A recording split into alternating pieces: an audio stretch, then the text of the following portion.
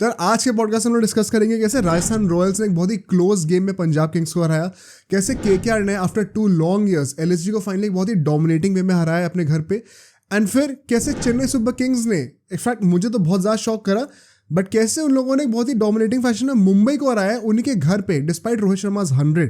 बहुत डिटेल में डिस्कस करेंगे इन तीनों मैचेस को। साथ ही साथ केकेआर वर्सेस राजस्थान रॉयल्स का जो मैच आने वाला है कल, उसका प्रीव्यू भी निकालेंगे डिटेल में। एंड फुटबॉल की बात करी जाए तो भाई Barcelona versus PSG second leg, इसका एक डिटेल प्रीव्यू निकालेंगे, प्रेडिक्शंस करेंगे। यूसीएल के जो बाकी क्वार्टर फाइनल के जो फिक्सचर्स हैं उनकी भी प्रेडिक्शंस करेंगे, पता लगाने की कोशिश करेंगे कौन सेमीफाइनल्स में आ सकता है। तो भाई जल्दी से शुरू कर देते हैं पॉडकास्ट।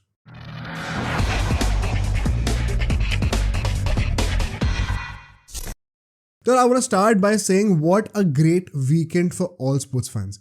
मतलब एज अ क्रिकेट फैन मुझे तो इतना मज़ा आया, and as a football fan जो अभी आने वाला है उसमें इतना मज़ा आने वाला है कि ये पूरा हफ्ता this is going to be so entertaining कि every single day counts and gives us some new hope और सम न्यू फन और समथिंग एल्स। तो बहुत ही ज़्यादा ऑक्यूपाइड रह रहा हूँ मैं as a sports fan, and I am sure कि आप भी यही फील कर रहे होंगे। So let's start with the IPL.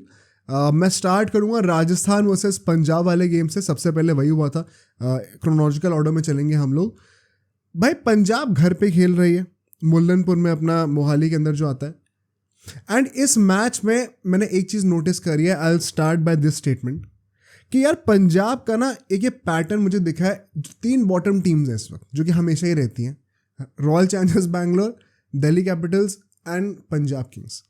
इन तीनों में से अगर मुझे जो सबसे कन्विंसिंग टीम लगी है ना, with all due respect to the remaining 2 teams, it has been Punjab. इसमें इनका एक क्रिटिसिज्म भी है कि they could have easily won at least 2 more games and they could have been comfortably sitting in the top 4 of the table. सच्चाई क्या है कि आज की डेट पे ये लोग बॉटम 3 में आ चुके हैं। प्रॉब्लम पता है क्या है? These players, this team has impressed a lot in current situations, but and नहीं कर पा रही गेम को सही तरीके से। चाहे वो बैंगलोर वाला मैच ले लो, चाहे वो गुजरात वाला मैच ले लो, चाहे वो अभी राजस्थान वाला मैच ले लो, Punjab could have literally won everything. But एक ये साइन हमें दिखता हुआ आ रहा है कि ये लोग फिनिश नहीं करना जानते मैचेस को, एंड वही एक रीज़न है why they will once again not qualify for the playoffs, जैसे कि पिछले 10 साल तक चलता आ रहा है। Sad for the fans, but ठीक है, we'll try to break down and analyze कहाँ ये लोग गेम एग्जैक्टली हारे, क्योंकि राजस्थान का इस मैच से जो एनालिसिस निकल के आएगी वो केकेआर वाले प्रीव्यू में भी बहुत इंपॉर्टेंट होने वाली है। तो अगर टॉस की बात करें जल्दी से, ऑफकोर्स भाई इस पिच पे it makes all the sense, under the lights toss जीतो चेस करो। राजस्थान ने एग्जैक्टली वही करा, तो टॉस पे कॉल एकदम सही था। चेंजेस थे भाई, बहुत बड़े बड़े चेंजेस थे दोनों टीम्स में। Very quickly going over them, अगर मैं पंजाब की बात करूँ, लिविंगस्टोन वापस आ गए थे, अथर्व ताइडे को फाइनली मौका मिला था जो कि लास्ट सीजन में हमें देखने को मिले थे। क्यों? क्योंकि शिखर धवन को निगल हो गया था। एक तो ये जो हर किसी को निगल हो जा रहा है ना, it has become so convenient for any captain to just come up to the toss and say कि यार इस बंदे को निगल हो गया, उस बंदे को निगल हो गया, तो उसकी जगह भी रिप्लेसमेंट आ गया। कभी थंब इंजरी हो जा रही है मैक्सवेल को, कभी धवन को निगल हो जा रहा है, अभी अश्विन को भी निगल हो गया इस मैच में, अश्विन भी नहीं थे। Jos Buttler was not feeling well, तो उनको भी नहीं खिलाया गया। मतलब थोड़ा अजीब सा लगता है, इतने सारे निगल्स कैसे हो रहे हैं आज की डेट में, समझ में नहीं आ रहा। या तो हम ही सब बेवकूफ़ हैं और सही में ये निगल्स इतने सारे हैं, या तो फिर कुछ घपला चल रहा है, पता नहीं। अब ये तो सोचने वाली बात है। अगर मैं राजस्थान की बात करूँ, एज आई सेड, अश्विन और बटलर नहीं थे। इसके चलते हुए कोटियान जो है हमारे एक नए प्लेयर आने को देखने को मिल रहे थे, एंड इनका बहुत इंटरेस्टिंग सीन था, वो बताऊंगा मैं आपको बाद में। Keshav Maharaj was use instead of Burger, ये बहुत इंटरेस्टिंग पिक था, एंड इसकी हम लोग प्रीव्यू में ही बात करेंगे जब केकेआर के मैच पाएंगे। तो ये एक गट्सी कॉल थी। रोमन पॉल फाइनली खेल रहे थे राजस्थान रॉयल्स से, तो another foreign debut for them. अगर हम लोग फर्स्ट इनिंग्स की बात करें, let's start with the game right away. 38 for 1 in the power play. Punjab had one of the worst starts to the season. इस सीजन में one of the lowest scores है ये पावर प्ले का, and ये पंजाब ही करता हुआ आ रहा है भाई। गुजरात वाले मैच में भी दे वर सफरिंग रियल बैड, जब उमेश यादव ने जल्दी से 1-2 विकेट निकाल दिए थे। आज वंस अगेन शिखर धवन नहीं थे, अथर्व ताइडे थे, he could not play well, wicket अपना फेंक देते हैं, टॉप पिच लग जाती है, आउट हो जाते हैं। इस पूरे पावर प्ले में सबसे ज़्यादा जो शर्म की बात मुझे लगी, अथर्व ताइडे नहीं खेलता, मुझे समझ में आता है भाई, अनकैप्ड प्लेयर है, एक्सपीरियंस कम है, यंग प्लेयर है, समझ में आता है। बेयरस्टो का जो स्ट्राइक रेट था पूरे पावर प्ले में, that was less than 100, and I think अब हमें इतना डेटाबेस मिल चुका कि it is time to bench Bairstow. I don't care how good of a power hitter he is, if he is, अभी तक क्या था कि चलो 5-6 बॉलें खेल रहा है 10-15 रन तो बना रहा है, अब अगर तुम्हें स्ट्राइक रेट भी 100 से कम की है, it's not working. I think I rather have Rilee Rossouw. Why not? अगर ये नहीं चल रहा तो कुछ और ही ट्राई करके देख लो. Prabhsimran can open instead of Bairstow, उसको कोई प्रॉब्लम नहीं है वहाँ पे आने में. तुम राइली रूसो आराम से लो मिडिल ऑर्डर में फिट कर सकते हैं, कोई इशू नहीं आएगा उसके लिए. ऐसा नहीं है कि वो ओपनर है इसलिए राइली रूसो को नहीं खिला पा रहे, वो बहाना एक. आई think this is now the time has come कि अब आप बेस्टो से बोलो कि भाई अब कुछ टाइम के लिए बैठ जा, बहुत मौके दे दिए गए. I don't see any reason why he should be playing right now. Regardless यहाँ पे मैं एक चीज़ ज़रूर कहूँगा, बोल्ट ने पहली बात तो तीनों के तीनों ओवर अपने जो है वो इसी पावर प्ले में डाल दिए थे. इसके बाद सिर्फ एक ओवर डाला था, वो सीधा एकदम डेथ ओवर्स में आया था. आवेश खान भी बहुत इकोनॉमिकल था, सिर्फ अपना कुलदीप सेन था जिसने एक एक्सपेंसिव ओवर दिया था, जिसके चलते हुए 38 रन बन गए, वरना वो भी नहीं बनते. बट जो नेक्स्ट फेज था 6 से 10 ओवर के बीच का, यहाँ पे हम लोग देखते हैं सिर्फ और सिर्फ 15 रन आते हैं. Another very poor phase by Punjab. ये लो स्कोरिंग जो आप देख रहे हो ना पावर प्ले में, मिडिल फेज में, डोंट अज्यूम कि पिच भी ऐसी थी, बिकॉज पिच ऐसी नहीं थी. Pitch was good for batting. This has been a sheer failure on the part of Punjab Kings batting lineup.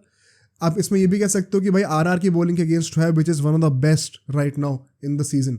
But इतना गंदा स्कोर आप खड़ा करके नहीं दे सकते हो. और ऐसा भी नहीं है कि मतलब आपने विकेट्स बहुत ज़्यादा होता ना कि थ्रो नहीं करे हैं बॉलर्स ने, अर्न करे हैं विकेट्स, ऐसा कुछ भी नहीं था. अपनी गलती से अपने विकेट्स लूज करें. इस फेज में 3 विकेट गिर जाते हैं. 53 for 4 हो चुकी थी जब 10 ओवर खत्म हुए थे. एंड 3 विकेट पता कहाँ से आते हैं? केशव महाराज 2 ओवर डालता है, दोनों ओवर में 1-1 विकेट मिल जाता है. चहल 1 ओवर डालता है, उसको भी 1 विकेट मिल जाता है.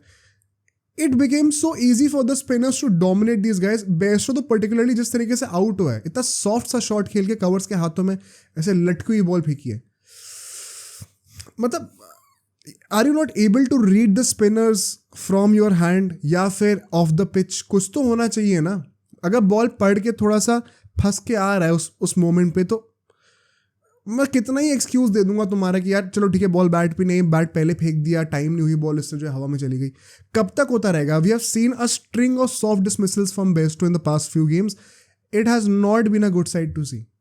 तो मैं I am fed up with Bairstow. If you all agree with me please feel free to comment. And अगर इफ यू थिंक कि नहीं यार बेस्टो को अभी भी खेलना चाहिए, तो please let me know the reason behind it and then we'll have a discussion for sure.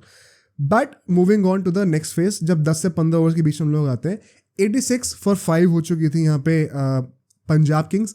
33 run ही और आते हैं, बहुत ज़्यादा यहाँ पे भी नहीं है, बट चलो कुछ इंप्रूवमेंट तो है. कुलदीप सेन ने यहाँ पे शशांक को आउट कर दिया. हमारे शशांक जो कि पिछले 2-3 मैचेस से बहुत अच्छा खेलते हुए आ रहे हैं, जिनकी एक बहुत ही आइकॉनिक स्टोरी बन जाएगी आई थिंक आगे जाके, if U becomes a legend of Punjab, जो ऑक्शन की स्टोरी उनकी रही है. आज उनका दिन नहीं था. आज he gets out trying to be aggressive and quite frankly कोई सपोर्ट भी नहीं था. सैम करन भी पहले आउट हो चुके थे. लिविंगस्टोन एक बंदा था जो कि थोड़ा खेल रहा था, उनके साथ क्या होता है वो भी डिस्कस करते हैं अभी. It was not a good sight to see. मतलब Punjab are clearly struggling. But यहाँ तक हमने देखा था केशव महाराज अपने 4 ओवर ऑलरेडी खत्म कर चुका था. He was not there for the last 5 overs. Death overs के फेज में वो आए नहीं थे and he had a great spell. Keshav Maharaj को ड्रॉप करना बड़ा मुश्किल होने वाला है केकेआर वाले मैच में. अभी वो डिस्कस करेंगे पॉडकास्ट में आगे. अगर हम लोग आखिरी के 5 ओवर की बात करें, they ended with 147 for 8 wickets. Jitesh another big disappointment in this game. 29 run बनाते हैं 24 बॉलों पे. मैं कह रहा हूँ चलो एक बार को स्ट्राइक रेट इग्नोर भी कर देते हैं, बिकॉज ऑलरेडी विकेट्स दूसरे एंड से बहुत गिर रहे थे, तो मैं क्या ही क्रिटिसाइज करूँ स्ट्राइक रेट पे. The point is this was another golden opportunity for you to shine for the team and make your case strong for the T20 world cup. You once again messed it up. 150 तो देखने को मिलनी चाहिए. अब मेरे ख्याल से 5-6 games तो पंजाब भी खेल चुकी है. 1/3 ऑफ द टूर्नामेंट तो खेल ही लिया ना. अगर इसी ट्रैजेक्टरी पे चलें और अगर तुम एक भी 50 मारो तो तुम्हारे पूरे टूर्नामेंट में सिर्फ 3 50 होंगे. बट चलो कम से कम 3 50 तो होंगे. इस हिसाब से तो एक भी 50 नहीं होने वाली है. वहाँ पर ऋषभ पंत जो है वो इतना अच्छा खेल रहा है, संजू सैमसन अच्छा खेल रहा है, ईशान किशन अच्छा खेल रहा है. How do you give me one logical reason why Jitesh Sharma should be picked over these guys? There is no reason. तो I think he has, if there is one guy who has been losing majorly from this season, it is Jitesh Sharma clearly for me. इससे पहले तक कितने shout से जितेश शर्मा की for the World Cup. It was very disappointing to see. Livingstone की मैं बात करूं, लिविंगस्टोन अच्छा खेलते हुए थोड़ा अनलकी रनआउट हुए. सैमसन कम से कम इतना ज़्यादा दूर था भाई, इतना दूर था विकेट से. बिना देखे ऐसे धोनी वाली हरकत कर दी उसने, वो डंडे पे लग गई, बॉल रन आउट हो गया। तो won't really blame Livingstone there, थोड़ा अनलकी भी था, ऐसा हम लोग कितना ही होते हुए देखते हैं कीपर के थ्रू। But regardless that did not help the case of Punjab. As a matter of fact Ashutosh as an impact player once again आते हैं, एंड वो they become the he becomes the top scorer of the team. I think कुछ 31 कुछ run मारे थे। आवेश and bolt दोनों को तोड़ाई करी थोड़ी बहुत उसने, बट अल्टीमेटली बोल्ट की लास्ट बॉल पे, which was the last ball of the innings as well, उस पर आउट हो जाता है। The one good thing from Rajasthan Royals perspective, Punjab तो स्ट्रगल करी है, अल्टीमेटली फिर से एक अनकैप्ड इंडियन प्लेयर ने आपको बचाया, आशुतोष ने। राजस्थान की मुझे अच्छी चीज़ पता क्या लगी इस मैच में, फ्रॉम द बॉलिंग पर्सपेक्टिव, किसी ने भी 5-6 विकेट नहीं लिए, 4-5 विकेट किसी ने नहीं लिए, हर किसी ने 1-2 विकेट लिए, हर किसी की इकोनॉमी 9 से कम की है। तो बहुत अच्छा एक मिक्स लगा मुझे देखने में कि it was a collective team effort. एक बहुत बड़ी डिपेंडेंस नहीं थी किसी एक बॉलर पे, एंड सब इकोनॉमिकल भी थे मोस्टली।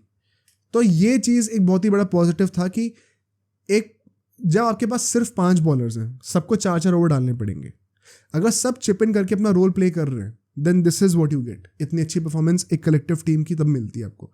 तो ये एक बहुत ही एग्जाम्पलरी परफॉर्मेंस मुझे लगी, but it did not help the batting really, because batting से ये भी चेज नहीं हो पा रहा था भाई। I will come to how Punjab, maybe I feel sometimes कि यार ये गेम उन्हें जीतना चाहिए था एटलीस्ट, जब वो आखिरी के 2-3 ओवर बचे थे तब तो। But regardless, let's have a discussion on the second innings. Power play में 43 रन बनते हैं, एक भी विकेट नहीं करता फाइनली। कोटियान टिके हुए थे। Yashasvi Jaiswal for the first time in this season वो अपना विकेट पावर प्ले में नहीं खोते। कुछ अच्छे शॉट्स हमें देखने को मिले। यशस्वी जायसवाल का केस सभी ने देखा है कैसे, ऐसा नहीं है कि वो आउट ऑफ फॉर्म है, he is not at all out of form, shots बड़े अच्छे खेल रहा है, जो विकेट वो दे रहा है। अरे मैं क्यों कह रहा हूँ फॉर्म में अच्छे है वो, दो बहुत ऑब्वियस रीजंस होते हैं, बहुत ऑब्वियस टेल्स होते हैं मतलब to explain how a batsman is in form और आउट ऑफ फॉर्म।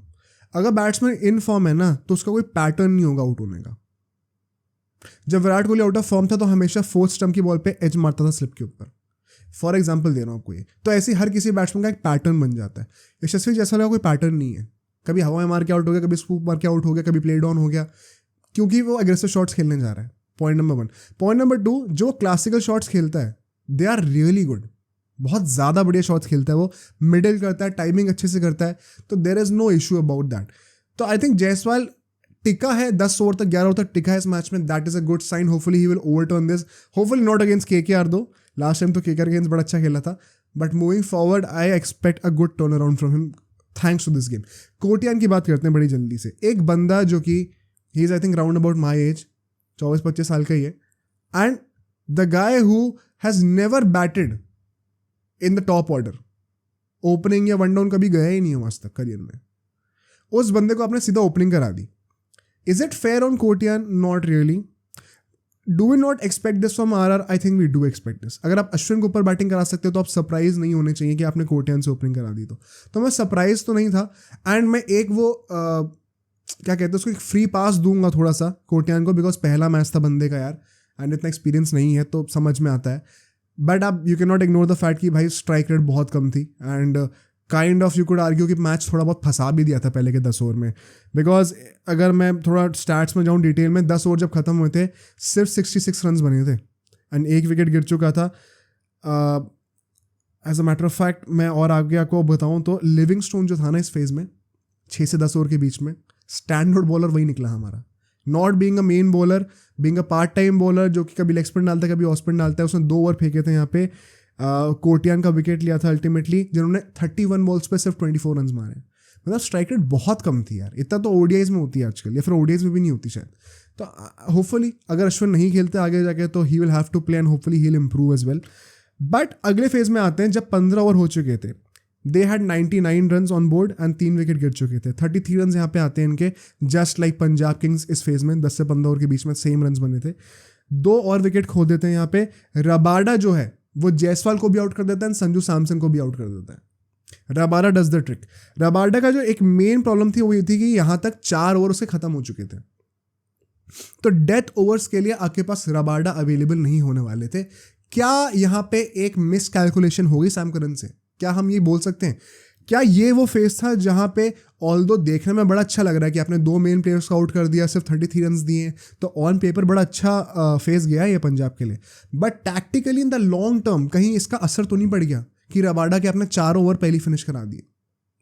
ये एक सोचने वाली बात रहेगी, because then you are depending too much on the likes of Harshal Patel and Arshdeep Singh, which did not pay off to be very honest. Because इसके बाद हम लोग आगे चलते हैं. जब पराग खेल रहा था, इट वॉज ऑल ऑन पराग. रियान पराग के ऊपर था कि भाई 15 ओवर हो चुके हैं, आखिरी के कुछ ओवर में डिसेंट अमाउंट ऑफ रन चाहिए, यहाँ से एक और बार वो फिनिश करके दे गेम को to continue stellar form. Surprisingly he gets out to Arshdeep Singh. He was trying to slog it over mid wicket, वहाँ पे वो आउट हो जाते हैं. एंड उसके बाद ऐसा लगता है कहीं मैच फंस तो नहीं सकता, कहीं कोई चांस तो नहीं मिल जाएगा पंजाब को. बट ऐसा नहीं था. इवन दो पॉवेल भी आउट हो जाते हैं, बट हेटमायर क्रीज पे थे and he was enough to steer the game away. Dhruv Jurel को भी आउट कर दिया जाता है, बट हेटमायर अलोन, इतनी बढ़िया स्ट्राइक रेट से वो बंदा खेला है. If I take out his score, 10 ball पे 27 रन है उसके. अगर बंदे ने 10 बॉल पे 27 रन मारे हैं 270 की स्ट्राइक रेट से, तो he has been phenomenal. But the catch here is, जो बॉलिंग करी है उसको, it has not at all been good. Punjab ने डेथ बॉलिंग बहुत गंदी करी है. Let's try to discuss this more. Dhruv Jurel ने 11 बॉलों पे 6 रन बनाए, was not good at all. Rovman Powell ने 5 बॉलों पे 11 रन बनाए, but got out very quickly, so did no good. अगर हम लोग ओवर्स की बात करें, किसने कब ओवर डाले, कैसे डाले, 2 ओवर्स की पर्टिकुलरली मैं बात करूंगा to start with. Sam Curran का जो सेकंड लास्ट ओवर था, जिसमें रोमन पॉवेल ने 2 चौके लगाए थे कवर्स पे, इफ यू रिमेंबर. फील्ड क्या है, कवर्स को अपने अंदर ले रखा है, डीप कवर्स कोई है नहीं उधर, या तो पॉइंट है और सीधा लॉन्ग ऑफ है, पूरा कवर रीजन खाली है. और उस भाई साहब ने जो है आउटसाइड ऑफ स्टंप ड्राइव की बॉल ही डाली है. फ्रंट फुट पे आके आराम से वो गैप में कवर ड्राइव खेल रहा है, चौका हो रहा है. अगर आपने फील्ड ली है कुछ, तो एटलीस्ट उसके हिसाब से बॉलिंग तो करो, बीइंग द कैप्टन. वहाँ पे 2 इजी चौके दे देता है वो. लास्ट ओवर की बात करते हैं, जब अर्शदीप सिंह आते हैं, पहली 2 बॉलें बड़ी अच्छी डालता है वो. I think we can all agree. Wide yorkers try कर रहा था, बड़े अच्छे से सक्सेसफुली इंप्लीमेंट होते हैं. हेटमायर 2 डॉट बॉल्स खेलता है. उसके बाद क्या बॉलिंग करी है भाई साहब ने, स्पेशली जो विनिंग शॉट था, लेग स्टंप के बाहर फुल टॉस, जब फाइन लेग और स्क्वायर लेग फील्ड के अंदर है. क्या सोच रहे हो आप? And I am sorry to say this, but अगर अर्शदीप ऐसी बॉलिंग करने वाला है, he does not deserve to be in the World Cup. अगर हम लोग सिराज पे क्वेश्चन कर सकते हैं, being the more experienced bowler, we can surely question Arshdeep Singh as well. As good as he has been in the power play and in the middle overs, अगर आप बुमराह के साथ वर्ल्ड कप खेलने वाले हो एज द सेकंड पेसर, आपको inevitably death overs में bowling करनी ही पड़ेगी. एंड ये ऐसी डेथ बॉलिंग का कोई पॉइंट नहीं है भाई. इससे अच्छा तो मैं कुलदीप यादव और जडेजा से बॉलिंग करा दूं. पिट नहीं है तो वही पिट लेंगे भाई, कोई बात नहीं, कम से कम विकेट लेने का चांस तो होगा. ये थोड़ी कि फील्ड के हिसाब से बॉलिंग नहीं कर पा रहे. That was a major disappointment. मतलब एक 3-4 मैचेस हो गए हैं देखते हुए मुझे कि अर्शदीप सिंह पहले बॉलिंग अच्छी कर रहा होता है, जब डेथ ओवर्स में बॉलिंग करता है तो बहुत ही गंदी बॉलिंग करता है. I do not understand. If there are any other negatives there, then Punjab के लिए मैं ये जरूर कहूँगा, I will end this game where I started with, and please feel free to share your thoughts on this. I don't see how they qualify और finish in the mid table.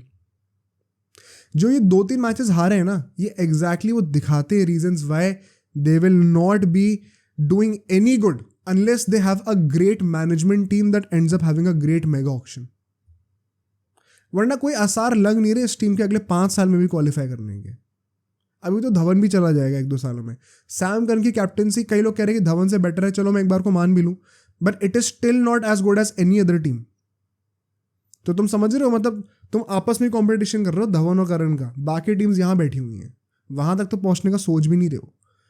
Bad captaincy, bowlers not bowling as per the field. Harshal Patel ने थोड़ा Impress किया था, फिर बाद में फिर वही मतलब टिपिकल हर्षल पटेल बन गए थे भाई साहब. अर्शदीप सिंह ने इंप्रेस नहीं करा.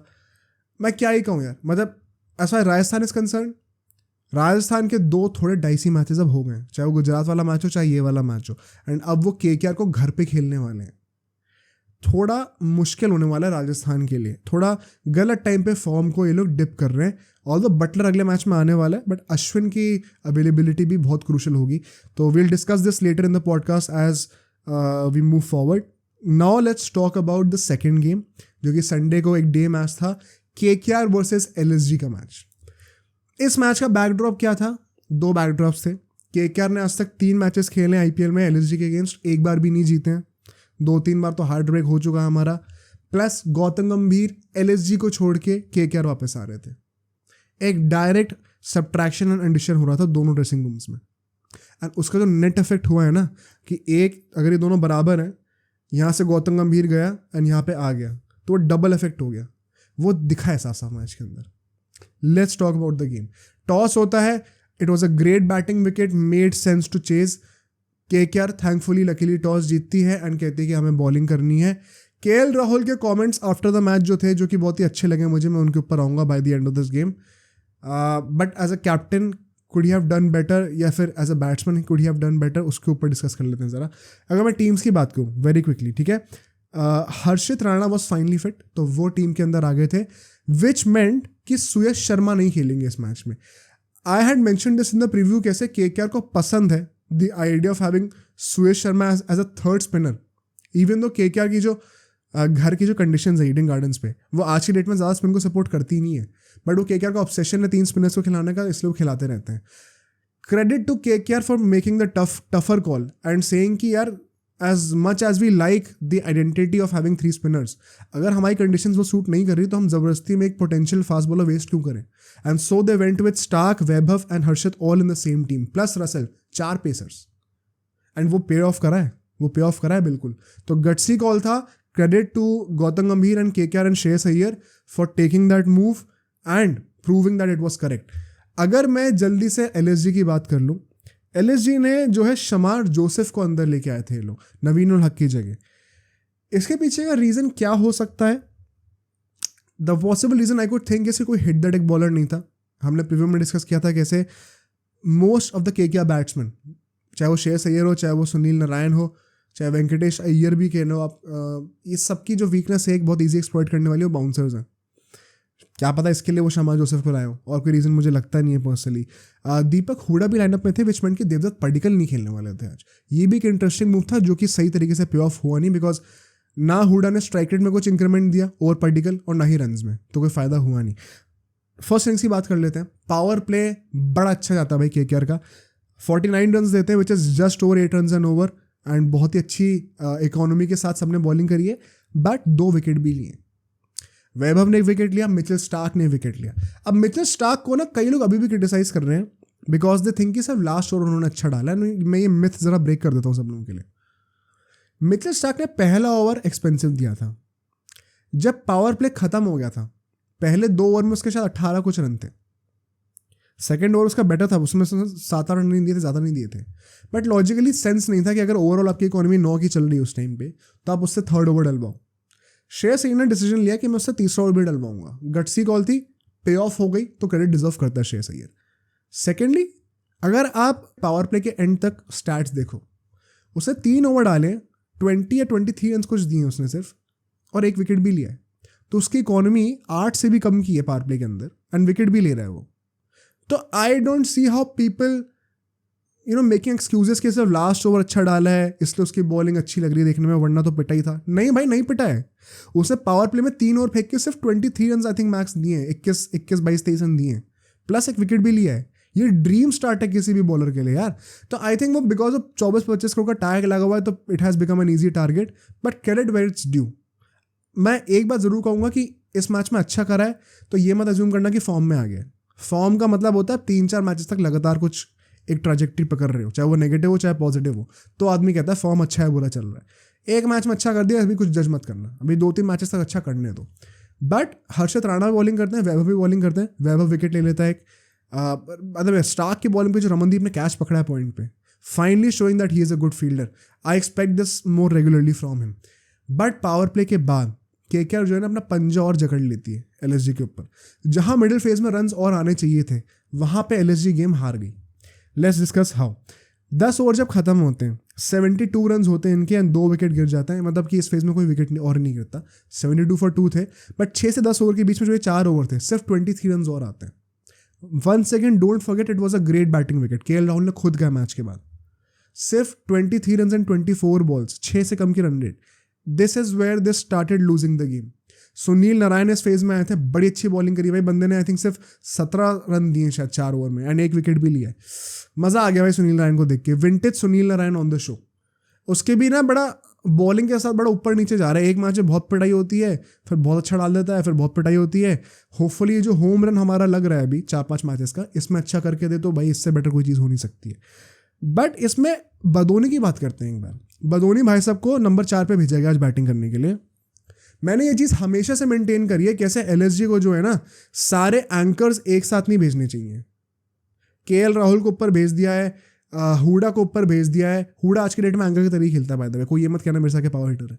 बदोनी को ऊपर भेज दिया है, एंड फिर आप क्या कह रहे हो, स्टोइनिस, अपना पूरन, कृणाल पांडे, ये सब साथ में आ रहे हैं। Doesn't make sense. Don't make a clear क्या कहते हैं demarcation between anchors and power hitters, mix it up. अगर 2 एंकर्स हैं उसके बाद एक स्टोइनिस को डाल दो, फिर एक एंकर डाल दो, फिर दोबारा पूरन को डाल दो, ऐसे करके ना ऑल्टरनेट करते रहो। अभी तक इससे पहले कुछ मैचेस में स्टोइनिस नंबर 4 पे एंड देन पूरन नंबर 5 पे साथ में आ रहे थे। It was doing decently well for them in the middle overs. What was the logic of sending Ayush Badoni at number 4 did not get me, because 100 की strike rate के आसपास से वो खेल रहा था। आई थिंक मैच का पूरा मोमेंटम रूइन कर दिया, बिकॉज सरप्राइजिंगली केएल राहुल आज 150 की स्ट्राइक रेट से खेल रहा था भाई। तो केएल राहुल की गलती नहीं है with the bat. I think KL Rahul तो in fact he was that guy जिसने बदोनी ने जो प्रेशर क्रिएट करके दिया था कुछ हद तक उसने न्यूट्रलाइज करा है। तो उसकी इनिंग्स की इंपॉर्टेंस उस सेंस में, उस कॉन्टेक्स्ट में और ज़्यादा बढ़ जाती है। तो आई थिंक केएल राहुल अच्छी बैटिंग कर रहा था, स्पेशली जब बदोनी इतना गंदा खेल रहा हो साइड में। तो but that was not enough, because 10 से 15 ओवर के बीच में रसल आते हैं बॉलिंग करने के लिए। पहले ओवर में ही अपने शायद दूसरी बॉल पे पहले तो केएल राहुल बड़ा तगड़ा छक्का मारता है पॉइंट के ऊपर, सचिन की याद दिला दी। बट उसके बाद भाई साहब जो है आउट हो जाते हैं। रसल का तो गोल्डन आर्म चल रहा है, मेरे को समझ में नहीं आता क्या भाई, मतलब कोई खास बॉलिंग होती नहीं लेकिन विकेट जरूर आ जाता है। बंदे ने सिर्फ एक ही ओवर डाला है पूरे मैच में, बैटिंग भी नहीं आई, बट इम्पैक्ट क्रिएट करके चला गया। 1 विकेट ले लिया, कैप्टन का विकेट ले लिया। स्टोइनिस आता है उसके बाद। Stoinis was looking to play very well, but KKR के साथ आज लक भी था थोड़ा बहुत। बहुत ही अच्छा कैच फिल सॉल्ट पर करता है and that gets a wicket. Varun Chakravarthy ने आई थिंक आउट किया था स्टोइनिस को। एंड फिर वहां से जो है ना टीम पूरी खुल गई थी, सिर्फ पूरन बचा हुआ था और किसी से कोई एक्सपेक्टेशन थी ही नहीं। सुनील नारायण जो है अपने 15वें ओवर तक, जब तक टीम के 15 ओवर हो चुके थे, 4 ओवर अपने खत्म कर चुके थे, तो उनका कोई रोल था नहीं डेथ ओवर्स में। बट इसके बाद आगे चलते हैं इन द लास्ट 5 ओवर्स, ठीक है।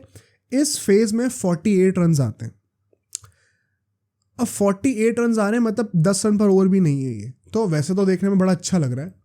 बट आई थिंक केकेआर ने यहाँ पे बहुत अच्छी डेथ बॉलिंग नहीं करी थी।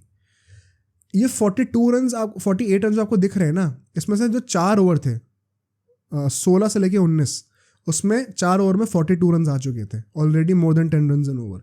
वो तो स्टार्क ने आखिरी के ओवर में सिर्फ 6 रन दिए, इसलिए ओवरऑल पूरे डेथ ओवर्स के फेज में इन 5 ओवर में से 48 रन दिख रहे हैं आपको। वरना इससे पहले के जो 4 ओवर थे उसमें कोई बहुत खास बॉलिंग हुई नहीं है। बहुत एक सिंपल एग्जांपल देता हूँ, जब वैभव बॉलिंग कर रहा था पूरन को, 2 छक्के उसने खाए वहाँ पे स्क्वायर लेग के ऊपर, पुल पे। स्क्वायर लेग फील्ड के अंदर, सर्कल के अंदर था, फाइन लेग स्क्वायर के अंदर था। तो आपका क्या सेंस बनता है कि आप एक स्लोअर बाउंसर डालो लेग स्टम्प की लाइन पे, ताकि वो आराम से टाइम लेके उसको इनफील्ड के ऊपर से टपा के छक्का मार दे। या तो वहाँ पे डीप स्क्वायर लेग, एक डीप फाइन लेग हो कैचिंग पोजीशन पे, कि वो बाउंड्री पे कैच पकड़ पाए अगर वो छक्का मारने जाए तो। सब सर्कल के अंदर हैं, तो फिर क्या सेंस है वो बॉल डालने का। तो you have to learn to bowl according to the field.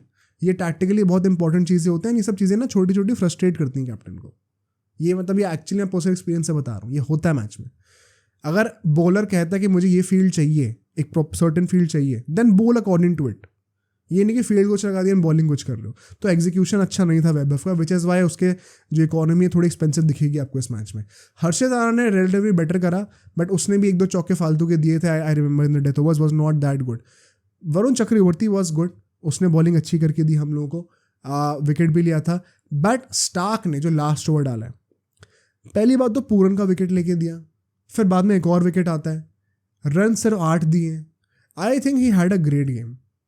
Delhi वाला जो मैच था उसमें उसकी परफॉर्मेंस अच्छी हुई थी जब उसने 2 विकेट लिए थे।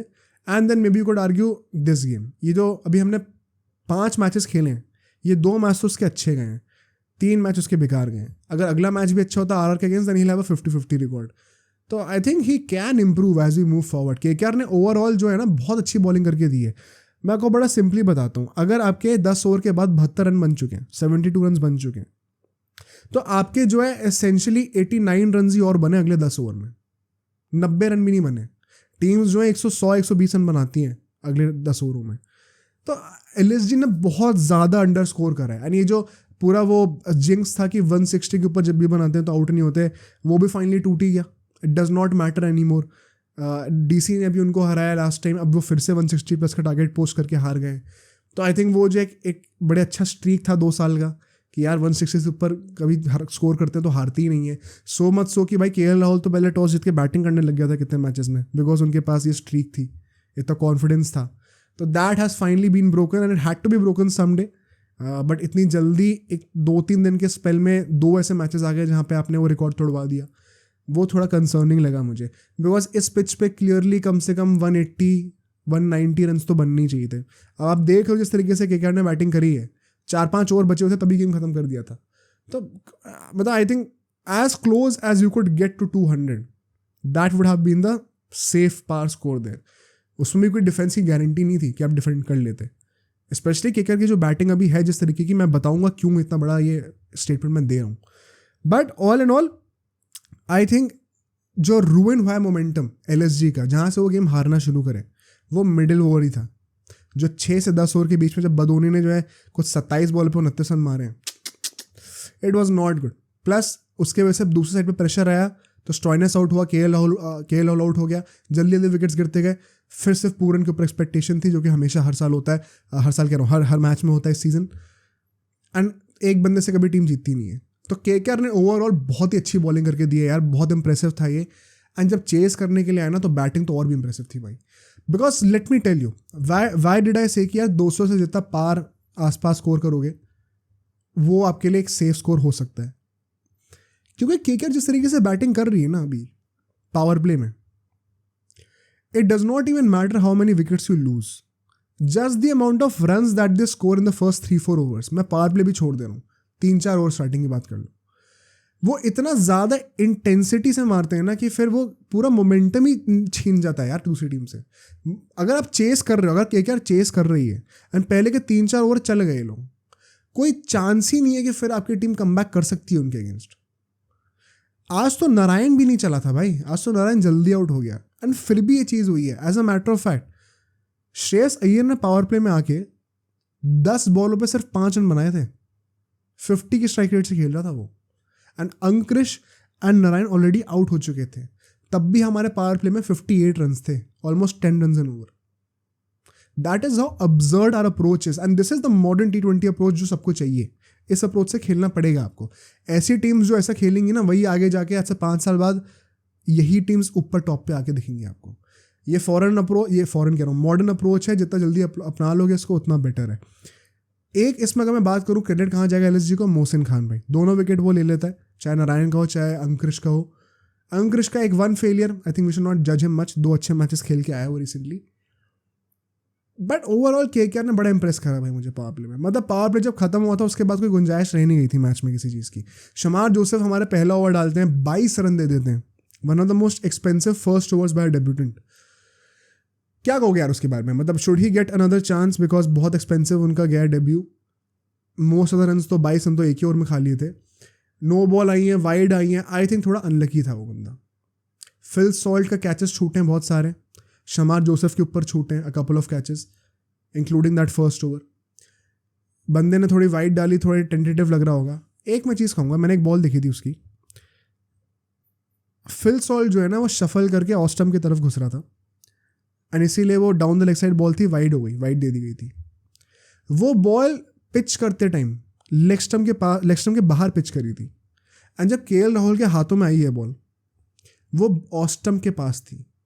Imagine the amount of swing the ball had after pitching. ये जो शेप है ना बॉल का, ये मुझे पोटेंशियल दिखाता है। मैं ये नहीं कह रहा हूँ कि he is a good enough bowler right now, but if taught correctly, if given the correct guidance, उस स्पेस पे इतना मूवमेंट देना, he can be a destructive bowler for sure, but he needs good guidance, मैं इतना जरूर कहूँगा।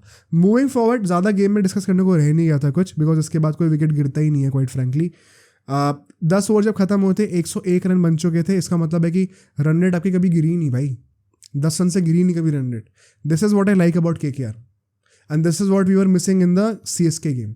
आई am so glad that we once again came back to our original approach, कि श्रेयस अय्यर इतना स्लो खेल रहा था, फिर भी हमारी टीम की रन रेट जो है वो 10 रन पर ओवर से नीचे जा ही नहीं रही थी।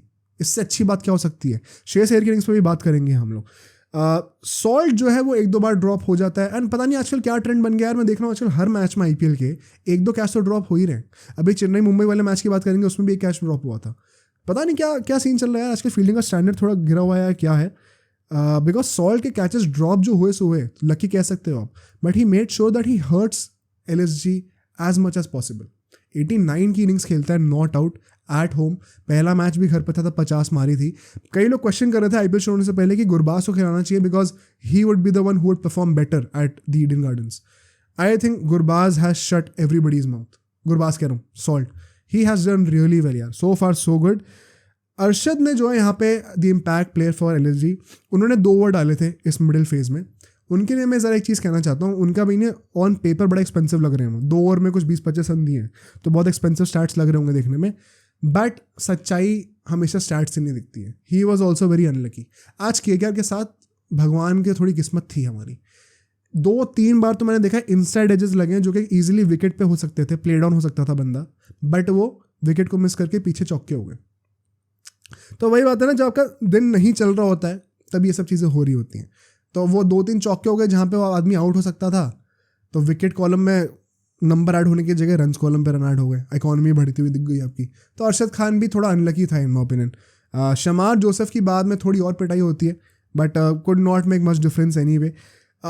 जो आखिरी के मतलब 10 ओवर तक की तो हमने बात कर ली, 10 से 15 ओवर की हम लोग यूजुअली बात करते हैं भाई। 15.3 15.4 ओवर तक तो गेम ही खत्म हो गया। ये लास्ट फेज था गेम का, क्योंकि 162 जितने भी जो टारगेट था बहुत आराम से चेस कर लेते हैं यार, कभी 10 नंबर ओवर से रन रेट नीचे ही नहीं गई।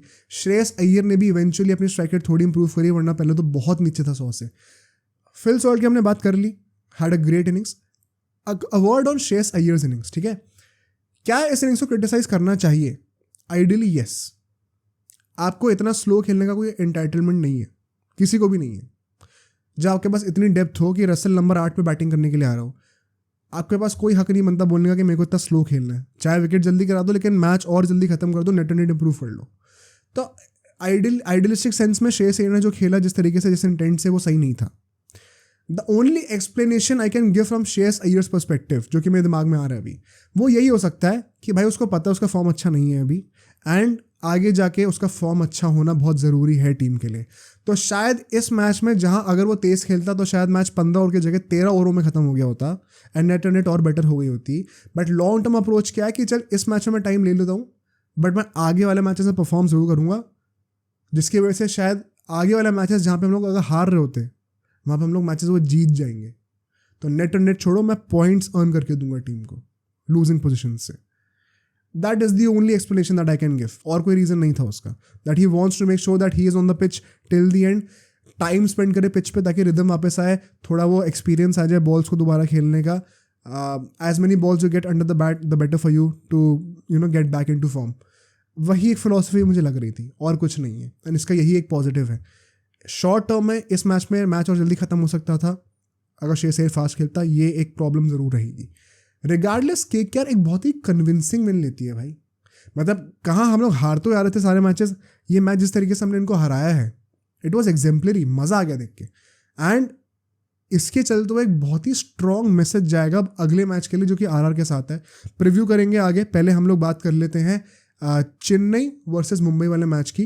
Talking about the match specifically, of course जो बंदा टॉस जीतता वो बॉलिंग ही करता। सेम पिच थी वो वाली जो कि अभी पिछले मैच में यूज हुई थी अगेंस्ट आरसीबी, तो बैटिंग पैराडाइज था, ड्यू पड़ता है रात को। हार्दिक पांड्या टॉस जीतते हैं, बॉलिंग करते हैं। मुझे उस मोमेंट पे लगा भाई टॉस जीत गए, मैच जीत गए। जेन्युइनली मुझे ऐसा लगा था कि टॉस कितना बड़ा एडवांटेज हो सकता है, क्योंकि दोनों teams on paper almost equally हैं। तो डिफरेंशिएटिंग फैक्टर्स और क्या होंगे जो कि आपके हाथ में नहीं है, जो थोड़ी किस्मत पे ऊपर बेस्ड है, टॉस। तो आई थिंक मुझे उस टाइम पे लग रहा था कि भाई मुंबई अब यहाँ से गेम निकालनी चाहिए ideally, and I think they should be disappointed also. And so Chennai, even though having to bat first, even though they experimented कि भाई रहाने से ओपनिंग करानी है हमें। बाय द वे से एक ही चेंज था, पाथिराना अंदर आए थे, मुंबई के लिए कोई चेंज नहीं था। रहाने जल्दी आउट भी हो जाते हैं, उसके बावजूद जिस तरीके से चेन्नई ने पूरी इनिंग्स को पेस करा है, इट वॉज वेरी इंप्रेसिव यार।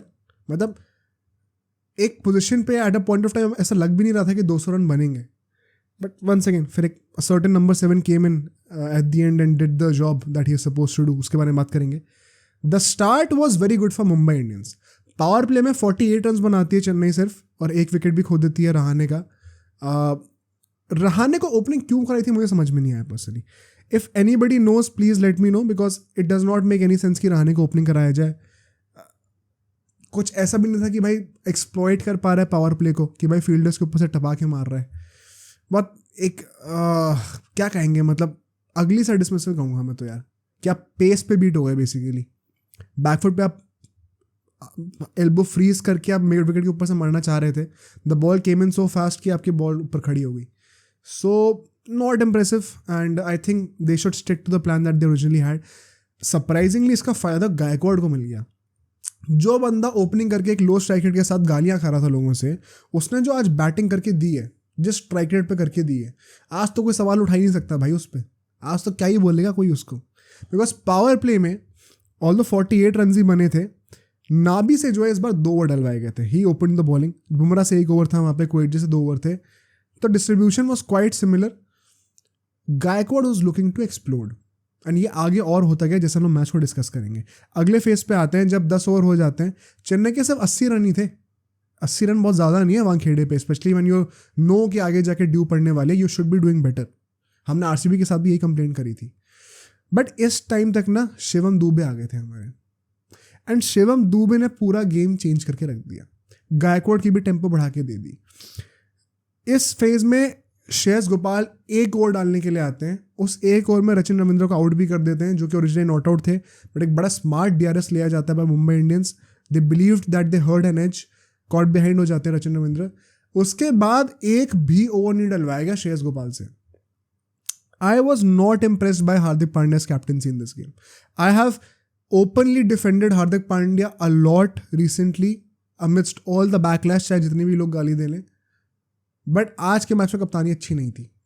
उस चीज़ को हम लोग हाइड ही नहीं कर सकते, क्योंकि श्रेयस गोपाल से सिर्फ 1 ओवर डलवाना just because Shivam Dubey crease पे आ गया एंड यू वर अफ्रेड कि वो उसको स्लॉक करेगा, इवन दो द मतलब I can understand why you would be afraid to bowl Shreyas Gopal, but that is the point.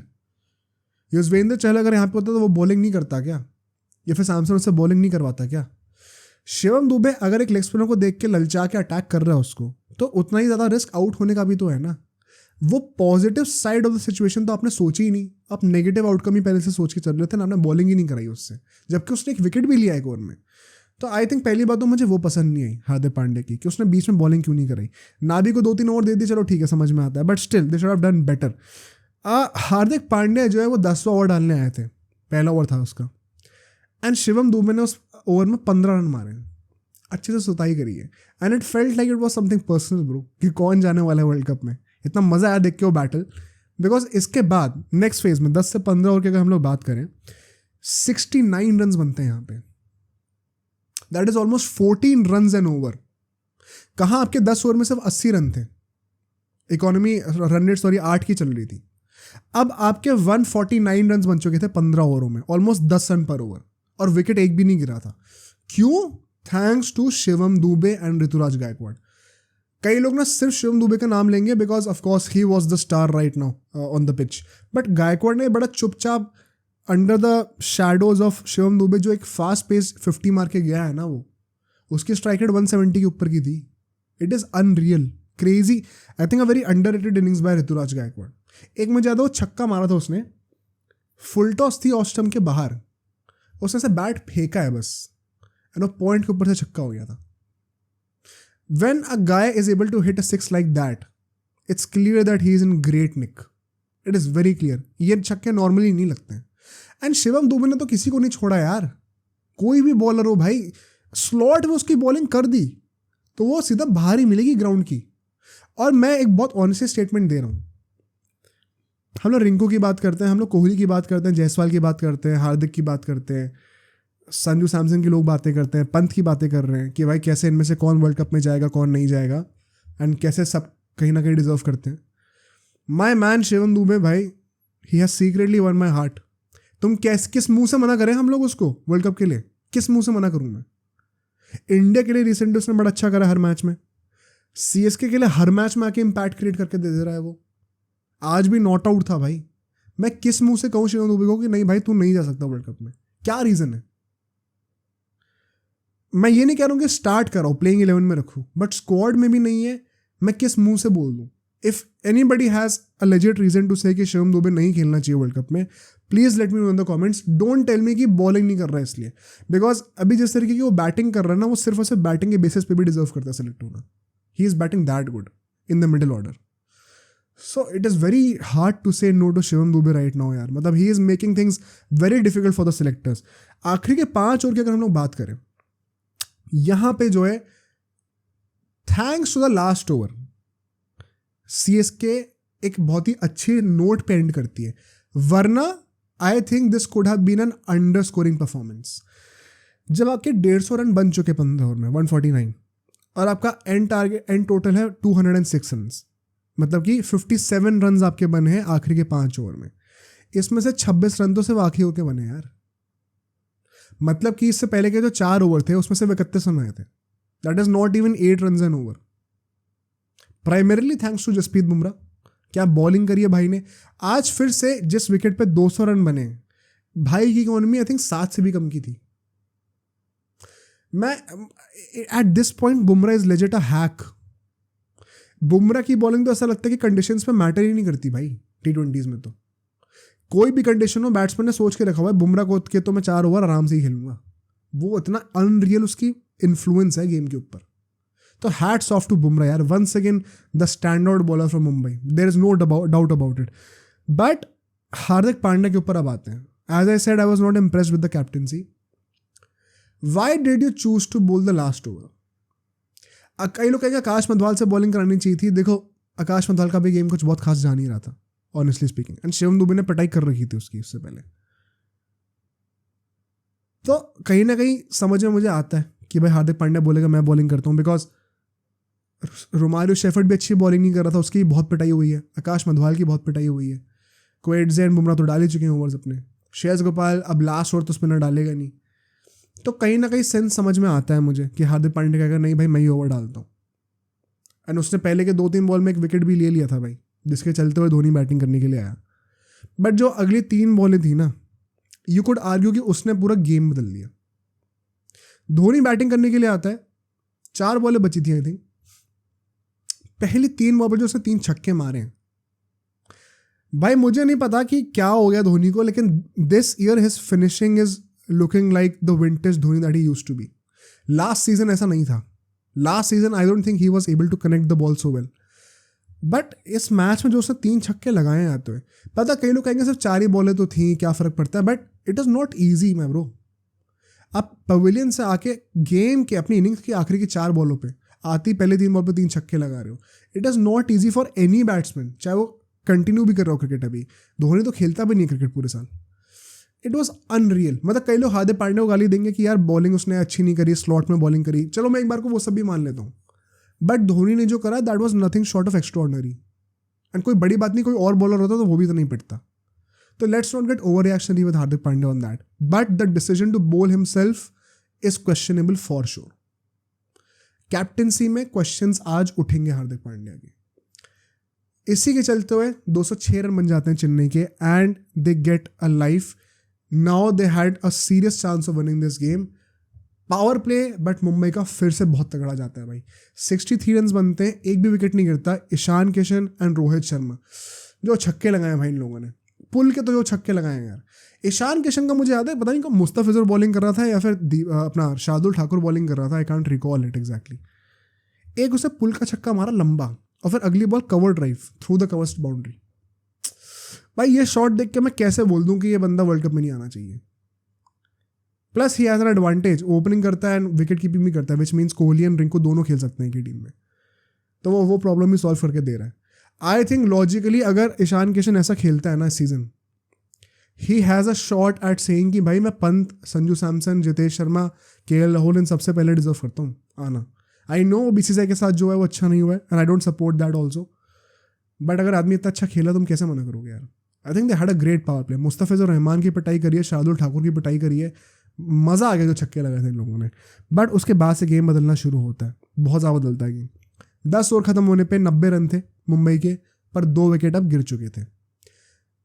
Surya Kumar Yadav and Ishan Kishan within 1 over Pathirana bowling करने के लिए आता है. It was very interesting to see कि पथिराना जो कि अब तक यूजुअली जब 10 ओवर हो जाते हैं इनिंग्स के उसके बाद सेकेंड हाफ में आते हैं बॉलिंग करने के लिए, इस बार उसको जल्दी लाया गया एंड बंदे ने आते ही 2 विकेट दिला दिए. Ishan Kishan who was looking so good, he gets out. Surya Kumar Yadav on his very second ball, एक बहुत ही बढ़िया शॉट था, मतलब कनेक्ट बहुत अच्छा हुआ था, अपर कट मारने गया था वो, बट फील्डर के हाथों में आती है भागते हुए एंड कैच बहुत ही अच्छा पकड़ लिया जाता है. कई लोग क्रिटिसाइज करेंगे स्काई को कि यार ये शॉट क्यों खेला. I don't blame him at all, ये उसका गेम है भाई. And to be very honest वो फील्डिंग उसने कैच बहुत अच्छा पकड़ लिया ना, कोई बड़ी बात नहीं है, छक्का भी हो सकता था आराम से. तो इस मैच में पुल ऑफ नहीं हुआ तो इसका मतलब ये नहीं क्रिटिसाइज करने लग जाओ. पिछले मैच में उसने ऐसे शॉट मारे थे, सब छक्के जा रहे थे. High risk high return ratio वाला उसका ब्रांड ऑफ क्रिकेट रहता है. तो जब अच्छी चीज़ों में उसका साथ दे रहे हो तो बुरे टाइम्स के लिए प्रिपेयर्ड रहो. ऐसा हर बार नहीं पुल ऑफ कर पाएगा वो. तो I don't blame him at all there. But इसका एक आउटकम क्या था कि भाई अब ओनस था हमारे मिडिल ऑर्डर पे कि अब ये टारगेट आप चेस करके दो. बिकॉज 10.2 ओवर्स जब हुए थे तब 100 रन ऑलरेडी बन चुके थे. आपने बेसिकली ऑलमोस्ट आधे रन बना दिए थे आधे ओवर्स में और 8 विकेट हाथ में थे.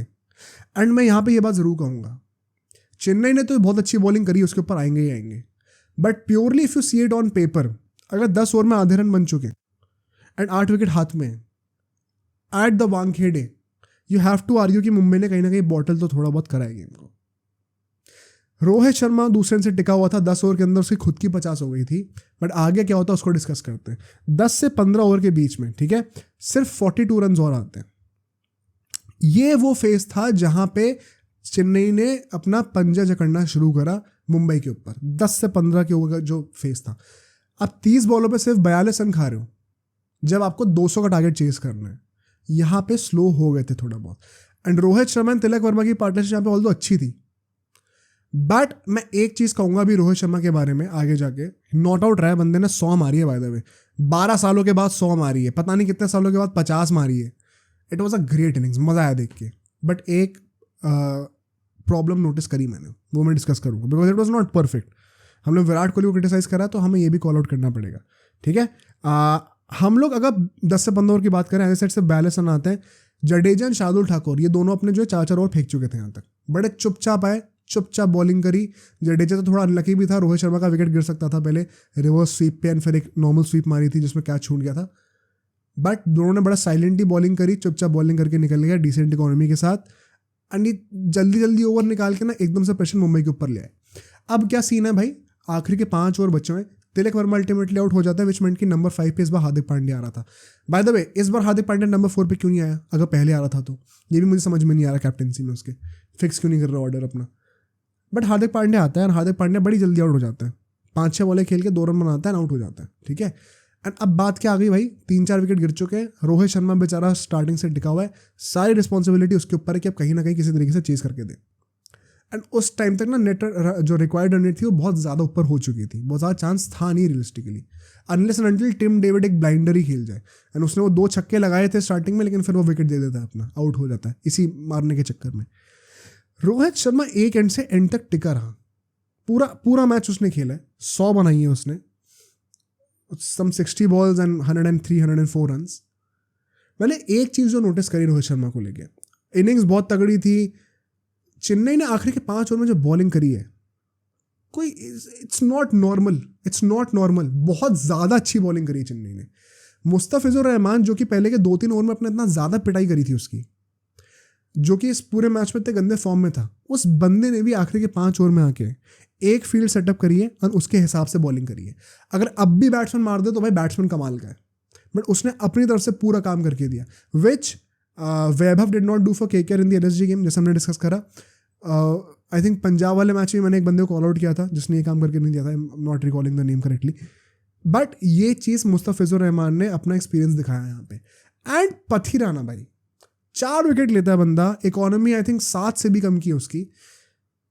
जिस तरीके से उसने आज बॉलिंग करी है, आई थिंक वो हार्दिक पांड्या ने भी उसको कहा था या फिर पता नहीं किसने, चेन्नई किसी प्लेयर ने कहा था, it was as if Malinga की आत्मा उसके अंदर आ गई थी यार. मतलब यॉर्कर पे yorker, wicket to wicket, you miss I hit approach, it was very difficult to score on him, very difficult. And so कहीं ना कहीं वो एक फैक्टर प्ले करा है कि क्यों मुंबई इतने ज़्यादा रन नहीं बना पाई मिडिल ओवर्स में.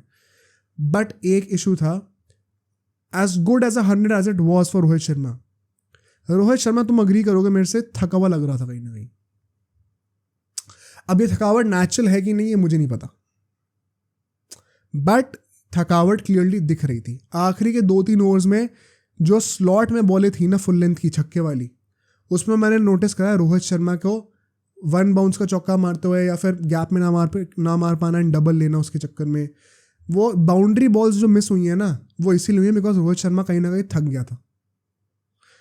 And I don't know if that's a good sign और नॉट, मे बी वेदर ऐसा था या फिर वो मैच की इंटेंसिटी ऐसी थी, but ideally you should be able to carry on. अब उसकी एज भी उतनी हो गई है तो समझ में आता है मुझे, but if you want to put out one flaw, ये एक फ्लॉ था इनिंग में, जब वो एक्सेलरेशन जो होता है ना, एक्सट्रीम बर्स्ट आउट करने का जो मौका आता है, जैसे कि रोहित शर्मा ने अभी अफगानिस्तान वाले मैच में किया था T20 में, जब 100 मारी थी आखिरी के 5 ओवर में, पागल हो गया था वो मतलब नॉट, रोहित शर्मा का तो स्टैंडर्ड अलग ही होता है जब वो बर्स्ट ऑफ करता है। नॉर्मल क्रिकेटर्स के स्टैंडर्ड के हिसाब से भी आई थिंक रोहित शर्मा थोड़ा सा बेलो पार था in terms of converting the boundary balls, क्योंकि वो थका हुआ लग रहा था, एनर्जी नहीं लग रही थी उतनी बॉडी में।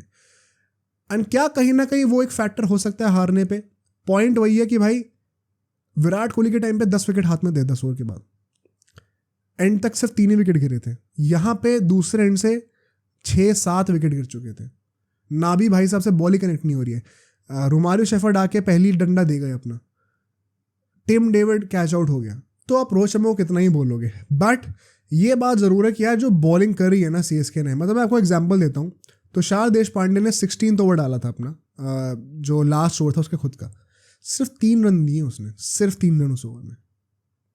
पाथी राणा जब बॉलिंग करने के लिए आ रहा है विकेट ले रहा है, मुस्तफिजुर रहमान जब आ रहा है बड़ी डिसिप्लिन बॉलिंग कर रहा है, तो ज़्यादा कोई चांसेस दिए ही नहीं रोहित शर्मा को स्कोर करने के या फिर मुंबई को स्कोर करने के लिए। एंड एक और प्रॉब्लम पता क्या थी, रोहित शर्मा को स्ट्राइक भी नहीं आने दिया भाई लोगों ने, पूरा मोमेंटम तोड़ दिया उस बंदे का। दूसरे एंड से विकेट चटकाते रहे, वो बंदे सिंगल भी नहीं निकाल पा रहे थे, विकेट थ्रो करके चले आ रहे थे, तो रोहित शर्मा को स्ट्राइक ही नहीं मिल रही थी, तो उसके चक्कर में भी मोमेंटम टूटा टीम का, एंड उसके खुद का भी मोमेंटम टूटा है। तो ये 2-3 फैक्टर्स ना, गेटिंग टायर्ड, स्ट्राइक ना मिलना तो मोमेंटम चला जाना, ग्रेट बॉलिंग बाय CSK, ये सारे फैक्टर्स ने मिलकर इंश्योर करा कि भाई कोई चांस ही नहीं मिलने वाला अपने ये मुंबई को आखिर के 5 ओवर में चेस करने का, which is why ultimately 20 run से हार गए लोग, एंड बड़ी कंफर्टेबल विन हो गई अल्टीमेटली चेन्नई के लिए। I was not expecting this after the toss, plus Chennai playing away from home has not been that good this season, but सिर्फ 2 ही मैचेस हुए थे, अब पूरे फुल स्विंग में आते हुए दिखेंगे हमें ये। All in all do I believe कि इनमें से कोई टीम पावर प्ले कह रहा हूँ प्लेऑफ्स में नहीं जाएगी? आई स्टिल बिलीव दोनों जाएंगी, दोनों टीम्स बहुत स्ट्रॉन्ग है। It would be a disappointment to see कि इतनी स्ट्रॉन्ग टीम होने के बाद भी आप प्लेऑफ्स में ना आ पाओ तो, but you never know. All in all Mumbai once again has to buckle up, एक लॉस, होम लॉस एक रोड ब्लॉक की तरह ना एक्ट करे, जो विनिंग मोमेंटम गेन किया था पिछले 2 मैचेस में वो कंटिन्यू रहे। For Chennai just keep going भाई, मतलब क्वालिफाई तो करना ही है, टॉप 2 सोचना चाहिए इन लोगों को, तो लेट्स सी क्या होता है। Moving forward now let's talk about the preview for KKR versus LSG। ये मैच बहुत इंपॉर्टेंट होने वाला है। क्योंकि इस मैच से हमें पता चलेगा टेबल कौन टॉप करने वाला है अगले कुछ मैचेस के लिए। ये जो मिडिल फेज है ना IPL का, उसमें कौन टॉप करने वाला टेबल दिख जाएगा।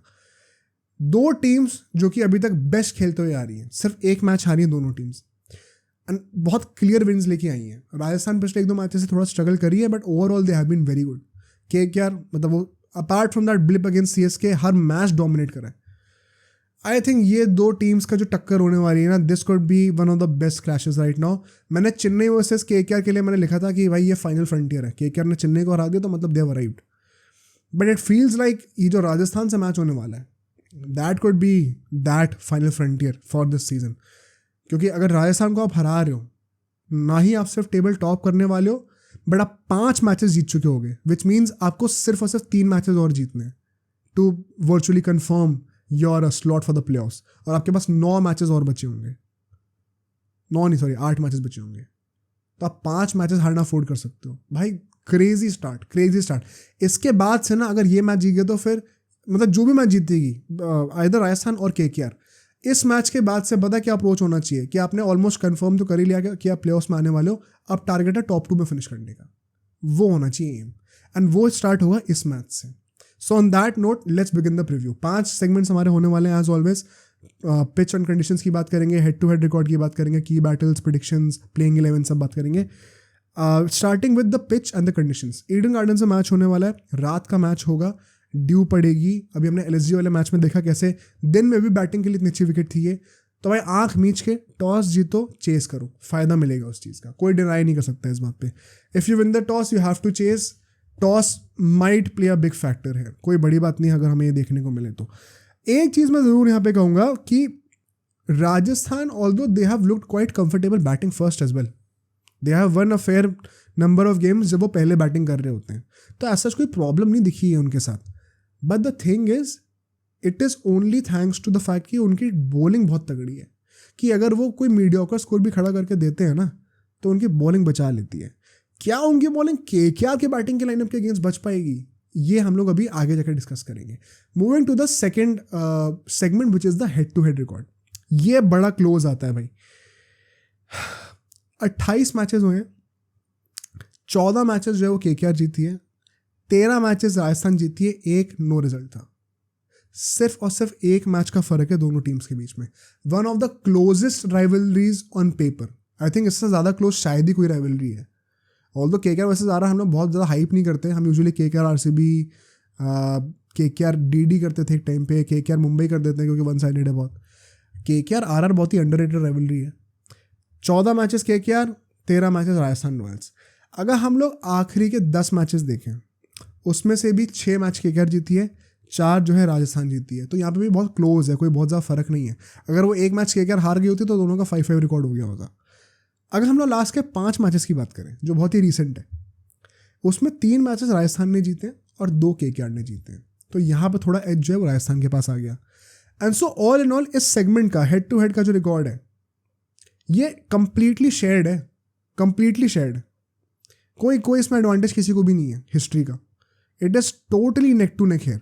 तो मैं तो कहने वाला हूँ कि head to head record will have no psychological मतलब इफेक्ट ऑन एनी टीम्स।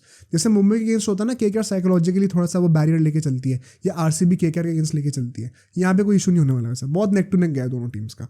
अगर मैं प्लेइंग 11 की बात करूँ बड़ी जल्दी, ठीक है, स्टार्ट करते हैं राजस्थान से। एक ही क्वेश्चन है मेरे लिए, बाकी क्वेश्चन कोई नहीं होने वाले। एक इंपॉर्टेंट चेंज ही बताऊंगा मैं लाइनअप में। Buttler and Jaiswal will be opening. Buttler का बोला था वो वापस आ जाएंगे, तो होपफुली बटलर खेलेंगे। Sanju Samson 1 down, Riyan Parag 2 down. Number 5 पे कोटियान या फिर अश्विन में से जो भी खेल रहा होगा, जो भी फिट होगा।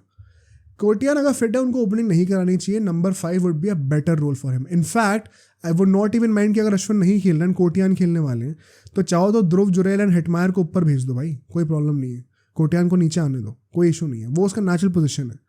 तो यही मिडिल ऑर्डर हमारा होने वाला है, पराग, फिर अश्विन या कोटियान में से कोई एक, देन जुरेल एंड हेटमायर। मैं बॉलर्स की बात कर लेता हूँ ज़रा। फिर आएंगे कुलदीप सेन, युजवेंद्र चहल, आवेश Khan and Trent Boult. Bowling ये होने वाली है। इम्पैक्ट प्लेयर मैं कहता हूँ केशव महाराज की जगह बर्गर को लेके आओ यहाँ पे।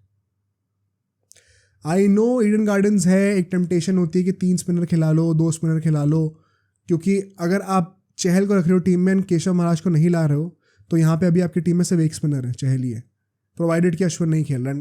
दैट मीन्स कि कोटियान से आपको बॉलिंग करानी ही होगी। सो आई थिंक बर्गर को मैं क्यों कह रहा हूँ, अभी हम लोग की बैटल्स वाले सेक्शन में और अच्छे से डिस्कस करेंगे इसको। But just the share fact कि वो बंदा वो पेस लेके आता है कि वो जब वो बाउंसर मारेगा ना, तो नारायण की, श्रेयस अय्यर की, वेंकटेश अय्यर की, इन सबको प्रॉब्लम्स फेस करनी पड़ेंगी। एंड वो एक ऐसा वेपन लेके आता है जो कि एक्सप्लॉइट करा जा सकता है। क्या केशव महाराज उतना इफेक्टिव होगा इस पिच पे against the mindless hitting of KKR, जो कि कोई लॉजिक के सब बियॉन्ड है भाई, इतना तगड़ा मार रहे होते हैं। आई डाउट उतना इम्पैक्ट होगा। प्लस पिच भी कहती है कि भाई आप एक पेसर खिलाओ, जब केकेआर खुद ऐसा कर रही है। एलएसजी के अगेंस्ट उन्होंने सुयश शर्मा नहीं खिलाया, उन्होंने हर्षद राणा को खिला दिया एक्स्ट्रा पेसर। तो आरआर क्यों नहीं करेगी ये, ठीक है। बट अब स्ट्रैटेजिक तरीके से इसको बात करते हैं। इसके 2-3 इफेक्ट्स होंगे, कॉन्सिक्वेंसेज होंगे इस चीज़ की, ठीक है। पहली बात तो ये, बर्गर को खिलाने का मेन पॉइंट क्या है, अगर बर्गर खेलने वाला है सिर्फ एक ही प्रॉपर स्पिनर होगा टीम में, which is Yuzvendra Chahal, provided कि अश्विन नहीं खेल रहा है। अगर अश्विन खेल रहा है तब तो कोई प्रॉब्लम नहीं है। बट अगर अश्विन नहीं खेल रहा है और आप चाहते हो कि आप कोटियान से बॉलिंग ना कराओ, आप उतना रिस्क लेना नहीं चाहते हो, तो आप क्या कर सकते हो फिर, एक प्रॉपर बैट्समैन ही ले लो इन शुभम दुबे, उससे कम से कम आपकी बैटिंग ही स्ट्रांग हो जाए, and then rely on 4 pacers and 1 spinner. ठीक है, Shubham Dube can be an outside chance if you don't want to bowl with Kotian. Then I would say कि मिडिल ऑर्डर में इससे अच्छा कि शुभम दुबे को ही ले आओ. एक और पॉइंट क्या हो सकता है, कुलदीप सेन को बेंच करा जा सकता है एंड शुभम को वहाँ पे भी लाया जा सकता है अगर आपको एक्स्ट्रा बैट्समैन चाहिए तो. बिकॉज अगर अश्विन खेल रहा है then do you really need Kuldeep Sen, because Ashwin, Chahal, Trent Boult, Avesh Khan, Burger 5 bowlers already हो जाएंगे. So maybe Kuldeep Sen को हटा के आप बैटिंग में और डेप्थ लेके आ सकते हो. तो ये 2 शफल्स हैं जो कि आप कर सकते हो मेरी प्लेइंग 11 के साथ, as per the toss and as per the need of the situation. तो वो कंप्लीटली डिपेंड करेगा कि आरआर क्या चाहती है उस टाइम पे. मेरा क्रक्स ऑफ द पॉइंट ये है कि बर्गर को आई थिंक इस मैच में खेलना चाहिए before Keshav Maharaj. That is my gut feeling. Moving forward, एक और पॉइंट अगर मैं बोलूँगा आरआर के लिए, एक भी मैच में उन्होंने 200 का टारगेट पार नहीं करा अभी तक, चाहे पहले बैटिंग करके चाहे बाद में बैटिंग करके. I would personally suggest RR कि अगर आपकी पहले बैटिंग आ जाए ना इस विकेट पे, make sure you cross 200. Make sure. I know आपकी बॉलिंग बहुत अच्छी है तो कोई बड़ी बात नहीं कि केकेआर को आप जल्दी आउट कर दो, बट वो आप चांस ले नहीं सकते. बिकॉज केकेआर जिस तरीके की बैटिंग करने वाली है, करते आ रही है, वो सोचेंगे नहीं कि वो आउट हो रहेंगे नहीं. वो फियर ऑफ फेलियर ही नहीं है. वो सोच रहे कि अगर मैं मारने जाऊँगा तो छक्का ही होगा. जब उस इंटेंट से खेल रहे होते हो ना तो आप बहुत डेंजरस हो जाते हो. तो I think in that aspect it is very essential for RR to make sure कि हम लोग एक बड़ा टोटल खड़ा करके दे रहे हैं, जिससे कि we have some cushioning, some room of error for our bowlers. एक प्रॉब्लम पता क्या है, अब यहाँ पे आरआर की बॉलिंग का टेस्ट होने वाला है. पता है क्यों? अगर आप हमेशा सिर्फ 5 बॉलर्स ही खिलाओगे ना, इसका मतलब हर बॉलर को 4 ओवर फेंकने पड़ेंगे. एंड अगर केकेआर जैसी बैटिंग लाइनअप के अगेंस्ट जहाँ पे लोग आंख मीच के छक्के मार रहे हैं, अगर एक बंदे का दिन अच्छा नहीं जा रहा है, आपको फिर भी उससे उसके पूरे के पूरे 4 ओवर कराने पड़ेंगे. And that could create a big difference in a negative way for Rajasthan Royals. तो इस मैच में टेस्ट होगा आपकी बॉलिंग डेप्थ जो आपके पास नहीं है ना, क्या वो हर मैच में काम करेगा, क्या आप हर मैच में बच जाओगे? इस मैच में टेस्ट हो जाएगा वो. या तो केकेआर को एकदम रुला देंगे ये लोग बॉलिंग के साथ, या तो खुद एक्सपोज हो जाएंगे. Moving on to KKR. KKR की लाइनअप क्या होनी चाहिए इस मैच में? ठीक है, केकेआर की लाइनअप में मैं बहुत चेंजेस करने नहीं वाला. In fact I think almost same lineup ही होनी चाहिए जैसे कि लखनऊ सुपर जायंट्स के अगेंस्ट थी. नारायण एंड सॉल्ट ओपनिंग करने चाहिए. अंकुरिश I would still say 1 down पे आने चाहिए. Shreyas Iyer after that. वेंकटेश अय्यर को मैं अभी भी कंटिन्यू कराऊंगा फॉर श्योर. रमनदीप होंगे क्योंकि अभी मुझे अपैरेंटली पता चला कि नीतीश राणा भी आने नहीं वाले, तो Ramandeep will continue to play. Rinku and Russell of course. Mitchell Starc होंगे. वैभव एंड वरुण ये सब स्टार्ट कर रहे होंगे. इम्पैक्ट प्लेयर पे हर्षित राणा आ सकते हैं. I would not take Suyash Sharma है, स्पेशली गिवन कि मिडिल ऑर्डर में हेटमायर जैसा बैट्समैन है. I'd rather have a pacer like Harshit Rana and Vaibhav, जो कि मुझे मोर स्टेबिलिटी ऐड करके दे रहे हैं, एंड विकेट वैसे भी पेसर फ्रेंडली होने वाला है. तो I would once again play just 2 spinners in Narine and Varun Chakravarthy, and 4 pacers in Russell, Harshit, Varun कह रहा हूँ, वैभव एंड मिचेल स्टार्क. अब यहाँ पे स्ट्रैटेजिकली क्या करना चाहिए केकेआर को? सबसे पहली बात तो this is the biggest test for their batting lineup. अगर बोल्ट जैसा बॉलर, अगर नांद्रे बर्गर जैसा बॉलर अगर आपको पहले पावर प्ले में आते ही बाउंसरे फेंक रहा है ना, तो भाई नारायण की तो वाट लगने वाली है. एंड अगर नारायण ने यहाँ पिटाई कर दी ना, तो फिर तो पूरी दुनिया को डूब के मर जाना चाहिए कि अगर नारायण मार रहा है ऐसे बॉलर्स को तो बाकी क्यों नहीं मार पा रहे. तो आई थिंक बहुत मज़ा आने वाला है यहाँ पे. This is going to be the ultimate test, जहाँ पे केकेआर की बैटिंग को जेन्युइन पेस क्वालिटी से ट्रिक करा जाएगा और टेस्ट किया जाएगा कि अब यहाँ पे तुम कर पाते हो कि नहीं. बिकॉज बात सिर्फ सर्वाइव करने की नहीं है, बात है आपको अभी भी एक बड़ा टोटल खड़ा करके देना पड़ेगा. ये नहीं कि 20 ओवर पूरा सर्वाइव कर दे, वेरी गुड 160 बना दिए, 180 बना दिए ना. पहले बैटिंग कर रहे हो, अगर 200 बनाने जो भी टीम खेल रही है, चाहे वो केकेआर को इस टीम के अगेंस्ट बनाने पड़े, इस बॉलिंग लाइन के अगेंस्ट बनाने पड़े, लेकिन अप्रोच तो यही रखना पड़ेगा. पिच का कोई बहाना है नहीं अभी. तो आई थिंक मेक श्योर कि आप कंटिन्यू करें अपने ऑल आउट अप्रोच के साथ. Don't worry about failures. If it happens it happens. कोई शर्म नहीं है राजस्थान से हारने में, टॉप पे है वो टेबल के. But in the fear of failure, don't abandon the infinite possibilities of success that you could create for yourself. तो ये चीज़ मैं ज़रूर कहूँगा. Harshit Rana over Suyash Sharma as an impact player should be a must. Reiterating that once again. Key battles पे आ जाते हैं हम लोग जल्दी से. कौन से ऐसे की बैटल्स होंगे जो कि मैच को डिफाइन कर सकते हैं? ठीक है, 5 मैं बोलने वाला हूँ. पहला होगा for me Yashasvi Jaiswal versus Mitchell Starc. Yashasvi Jaiswal सबको याद होगा जब लास्ट सीजन यहाँ पे आए थे तो कुछ 98 कुछ रन मारे थे, 12-13 ओवर में पूरा गेम खत्म कर दिया था केकेआर के अगेंस्ट, ह्यूमिलिएट करा था केकेआर को। इस सीजन फॉर्म में नहीं है वो। अगला मैच परफेक्ट ओकेजन है उसके पास फॉर्म में आने का। लास्ट टाइम भी ईडन गार्डन्स में आके पिटाई करी थी। मिचेल स्टार्क का नाम क्यों लिया है? A guy who is coming into form recently.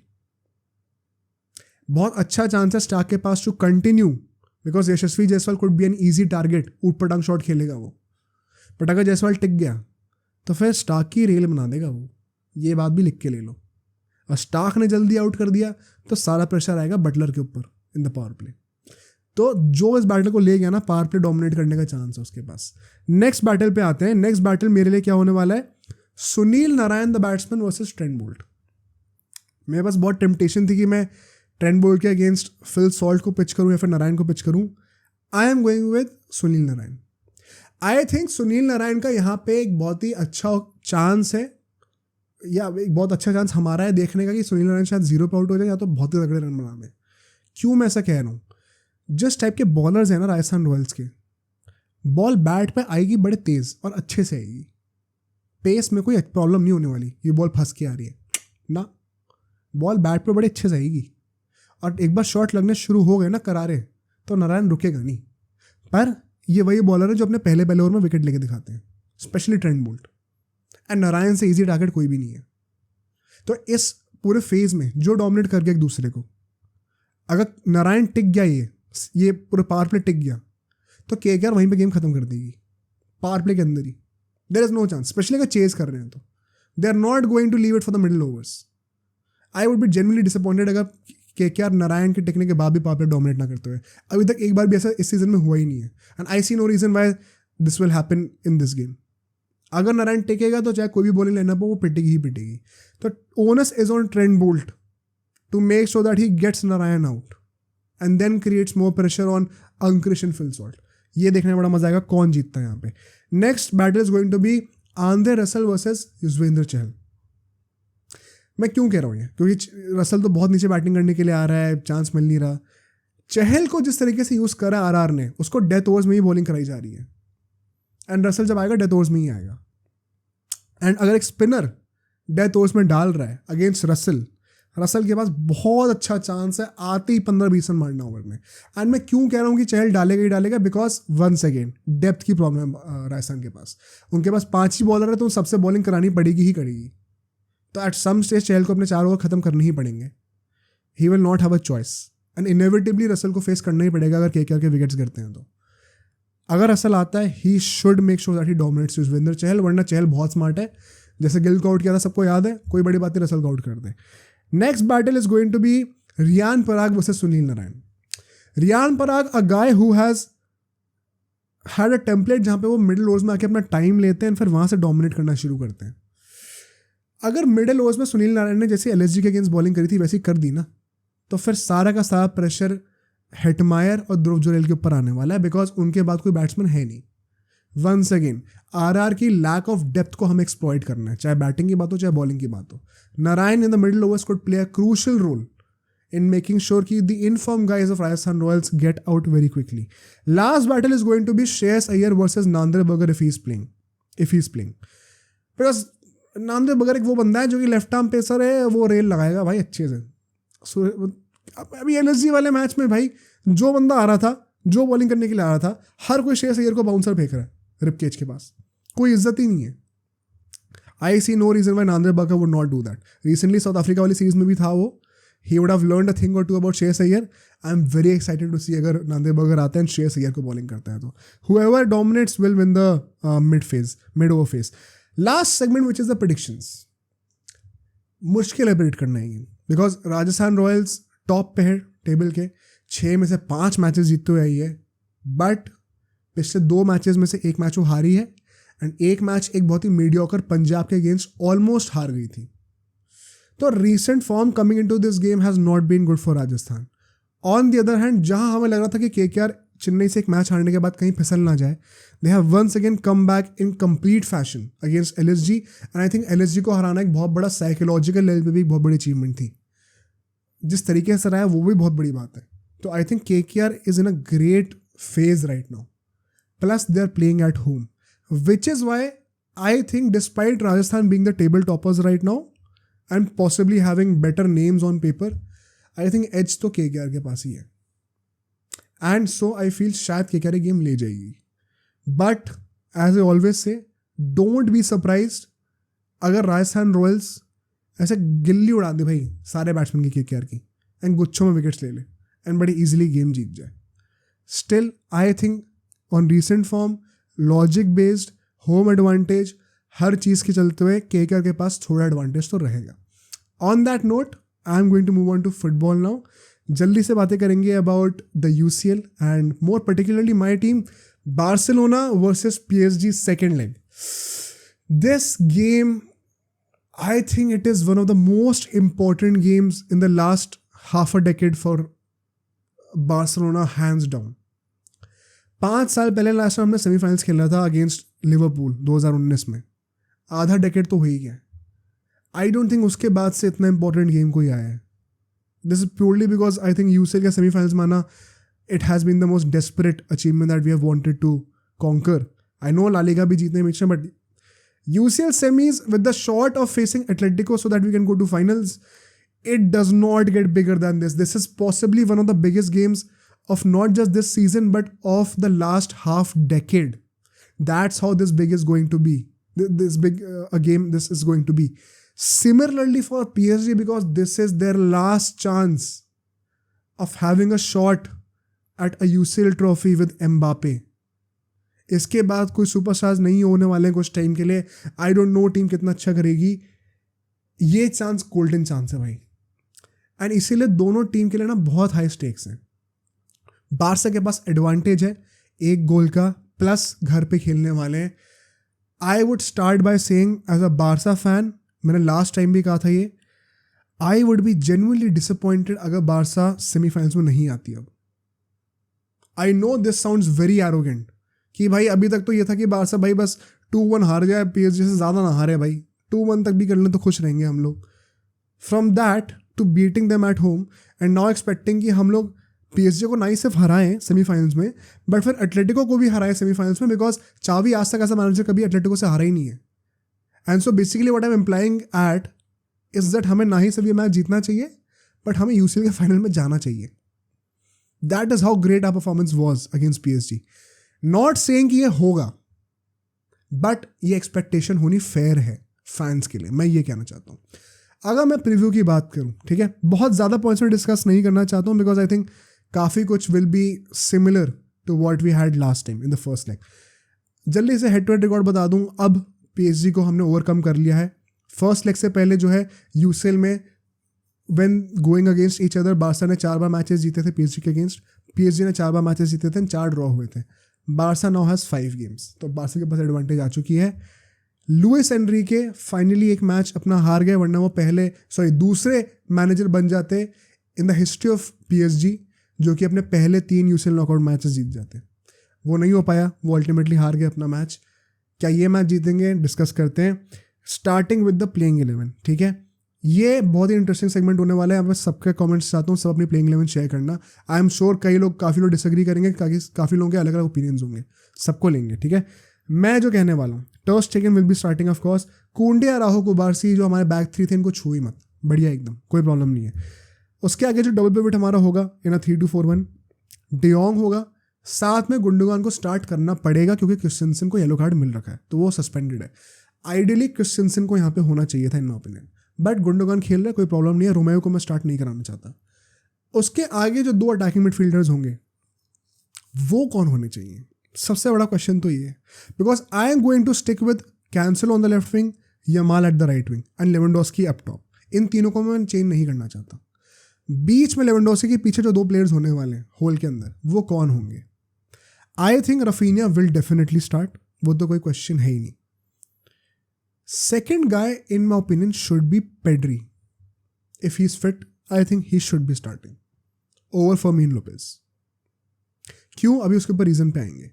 ज़रा टाइम लो, पॉज करो वीडियो को, सोचो इस लाइनअप के बारे में एंड फिर कमेंट्स करके बताओ कि तुम्हें क्या लगता है, ठीक है. अगर मैं स्ट्रैटेजिकली इसको ब्रेक डाउन करूँ लाइनअप को, सबसे पहली बात तो ये है कि यहाँ पे मेरे पास एक बहुत बड़ी टेम्पटेशन थी पर्सनली कि यार ये 3 फॉरवर्ड्स को खिलाने की ज़रूरत ही नहीं है, रफीना, यामाल, लेवेंडोस्की, 4 मिडफील्डर खिलाते हैं, आराम से लीड को प्रोटेक्ट करेंगे एंड फिर आगे सेमीफाइनल्स खेलेंगे. Why I disagree with that approach is, ऐसा नहीं है कि हमारे पास 2-3 गोल्स की लीड है, तो बहुत ज़्यादा लीड है नहीं. तो और हम लोग एटलेटिको मैड्रिड नहीं है जो कि ऐसे गलीज गेम ही खेलते हैं, अगली गेम खेलते हैं. So might as well strict to our original game, जो हम लोग जैसा खेलते हुए आते हैं, उसी आइडियोलॉजी से, उसी ओपन गेम को लेके हम लोग चलें. प्लस लीड इतनी ज़्यादा है नहीं कि it is worth taking the risk of changing our play style, the very essence of our play style, and change it into a completely defensive one. I don't think it is worth it and we can afford it. So जैसे कहा जाता है कि attack is the first line of defence, is the original form of defence. I think हमें attack करने के intent से ही जाना चाहिए इस गेम में. अगर कोई कहेगा मुझसे आगे कि नहीं 4 मिडफील्डर खिलाओ, I get why he would say that. I just feel a team like PSG, Mbappe का लास्ट सीजन है वहाँ पे, 1 गोल डाउन है, मतलब उनके पास चॉइस नहीं है कि वो पेनल्टी शूटआउट तक गेम लेके जाएं. 0-0 पे नहीं है गेम, उन्हें गोल मारना ही पड़ेगा एक. तो तुम इमेजिन कर लो वो किस इंटेंसिटी से आने वाले हैं. दैट मीन्स जितनी इंटेंसिटी से वो आगे जाएंगे ना, उतनी स्पेसेस वो पीछे छोड़ेंगे. एंड वहाँ पे अगर हमने 1 गोल स्कोर कर दिया, भाई फिर जैसा खेलना है खेलो. 2 गोल की लीड हो जाए ना, जैसा खेलना है वैसा खेलो. कर दो हाफ टाइम पे सब्स्टिट्यूट्स, डिफेंडर्स ले आओ, कोई प्रॉब्लम नहीं है मुझे. बट सिर्फ 1 गोल की लीड के साथ against a PSG that is so quick on the wings, I don't think we can afford to be defensive in our mindset. We should be attacking, which is why I am going with 3 attackers in the team plus Pedri. Let us create those chances. Let us score a goal in the first half and then kill off the game there. 2 गोल की lead लो, game खत्म करो. My approach would be that. और चीज़ें बात करते हैं, ठीक है. यहाँ पे पहली बात तो मेरे लाइनअप में एसेंशियली पिछले मैच से चेंज किया, सिर्फ एक चेंज है. पेड्री आया, रोबर्टो गया. रोबर्टो भी सस्पेंडेड है, तो वो नेचुरली वहाँ पे कोई चॉइस ही नहीं है, कोई क्वेश्चन ही नहीं है. मेरे हिसाब से एक जो और क्वेश्चन जो एक आएगा, विच इज़ कि यार हकीमी वापस आने वाला है, which means most likely PSG अपने नॉर्मल 4-3-3 के फॉर्मेशन पे जाएगी, 4 एट द बैक के साथ. एंड नाउ दैट मीन्स कि जो उनका राइट विंग है और हमारा लेफ्ट विंग है, जहाँ पे कैंसलो और कुबारसी होने वाले हैं. लास्ट टाइम तो देखो हमने डेम्बेले को एकदम ही कट ऑफ कर दिया था. डेम्बेले ने गोल कब मारा जब वो लेफ्ट विंग पे शिफ्ट हुआ है. इस मैच में उसको हकीमी का एडेड सपोर्ट मिलने वाला है. दैट मीन्स कि कैंसेलो जितना मे बी आगे जाके हमें अटैकिंग में हेल्प कर सकता था, शायद उतना वो नहीं करेगा. He will be sticking more towards Cubarsi, and so having Raphinha there who can then shift to the left wing whenever he wants to, I think that would also help us to compensate for the defensive duties of Joao Cancelo and strike at PSG on the counters like we did in the first leg. वहाँ पे अगर कोई midfielder को रख देंगे, हम लोग एक चौथे मिडफील्डर को रख देंगे रफीना की जगह, तो शायद वो हम लोग एक्सप्लॉइट ना कर पाए अच्छी तरीके से. So combination of the creativity of Pedri added with the flair and the pace of Raphinha on the left wing, I think that would be a good recipe to score a goal and kill off the game there. Next point should be, are we suffering from a lack of defensive substitutes. ये सोचने वाली बात है, सब सोच के मुझे बताना. रोबर्टो नहीं होगा, क्रिस्टियनसन नहीं होगा, बेंच से कौन आएगा? फीलिक्स आएगा, फर्मिन लोपेज आएगा, इसी टाइप के प्लेयर्स आएंगे जो कि हमारे मेन सब्स्टिट्यूट्स हैं. फरान टोरेस, वितोर रोकी. डिफेंसिवली अगर हम लोग देखें तो सब्स्टिट्यूट्स क्या है हमारे पास? हेक्टर फोर्ट होगा अगर चाहो तो, अपना ये ओरियल रोमेओ हो सकता है, और किसको लेके आओगे? क्रिस्टियनसन तो है नहीं. तो ये एक सोचने वाली बात है कि जो लोग कह रहे हैं कि नहीं डिफेंसिव रहो, थोड़ा सा 4 मिडफील्डर खिला लो, we don't even have that many defensive resources to begin with anyway, so might as well go down attacking. मेरा तो ये मानना है. If you agree with me, let me know. And एक चीज़ जो मैं कहूँगा which would be कि PSG in my opinion is going to be better in this game than what they were in the last game, even though वो घर से बाहर खेल रहे हैं. 2 reasons हैं, as I mentioned before. Hakimi की presence, it will make a difference. क्योंकि हकीमी जब आ जाएगा then they could shift into a 4-3-3. That means दोनों विंग्स पे एक फुल बैक है, और फुल बैक भी कौन है? हकीमी और Nuno Mendes, super fast. And आगे विंगर्स हैं. विंगर्स कौन है? Mbappe and Dembele, once again super fast. तो जो PSG की पूरी हाइप है ना, that they kill you with their pace on the wings, वो फाइनली हमें एग्जीक्यूशन में दिखेगी. पिछले मैच में 3 एट द बैक के साथ एम्बापे एंड डेम्बेले को सेंटर फॉरवर्ड्स बना दिए थे. They were not freely moving towards the wings. It was not helping them anyway. इस मैच में विंग्स पे टेस्ट होगा. कुंडे एंड कुबार्सी का टेस्ट होने वाला है. यमाल एंड कैंसेलो को पीछे आकर डिफेंसिवली हेल्प करना पड़ेगा. बड़ा टेस्ट होने वाला है. I think PSG could be better than what they were against us in the first leg. तो हमें भी अपना ए गेम लाना पड़ेगा. We can not afford to switch off. जैसे हम लोग हाफ टाइम के बाद 10-15 मिनट के लिए हो गए थे ना, कोई गुंजाइश ही नहीं है भाई. उनके पास ऐसे प्लेयर्स हैं ना, वो एक मोमेंट में पूरा गेम क्रिएट करके दे देंगे, चाहे पूरे मैच में घटिया खेलें. तो ये वो 90 मिनट है जो हमारा पूरा सीजन डिफाइन कर सकते हैं. ये वो 90 मिनट है, मैं जेन्युइनली बता रहा हूँ. एंड आई जेन्युइनली फील ये 90 मिनट हमने निकाल लिए ना, हाँ बस बहुत बड़ा चांस है कि हम सेमीफाइनल्स भी पक्का जीतेंगे. इतने बड़े स्टेक्स हैं इसके. So all and all, strategically speaking, playing 11 हमने डिस्कस कर ली, सब कर लिया. My prediction, I want to be optimistic. I am biased in this clearly. I am saying PSG will not go through यार. I think Barca will go through. And I will be genuinely disappointed. Will I be shocked अगर PSG जीत जाए? नहीं. Quality है उनके पास. But I will surely be disappointed. क्योंकि इससे अच्छा chance हमारे पास नहीं है सेमीज में या फिर इवन फाइनल्स में आने का. लास्ट टाइम हम लोग फाइनल्स कब आए थे? 9 साल पहले. इससे अच्छा चांस नहीं होने वाला. एंड अगर 9 साल की मेहनत स्टेक्स पे लगी हुई है तो I am willing to bet it on Barcelona. चलेगा भाई मेरे को. PSG are known to be bottlers. We'll see what happens. अगर मैं very quickly to end the podcast on a more lighter note, let's give a quick prediction for each semi-final, quarter final. मुझे ऐसा लगता है personally, Barcelona will be winning.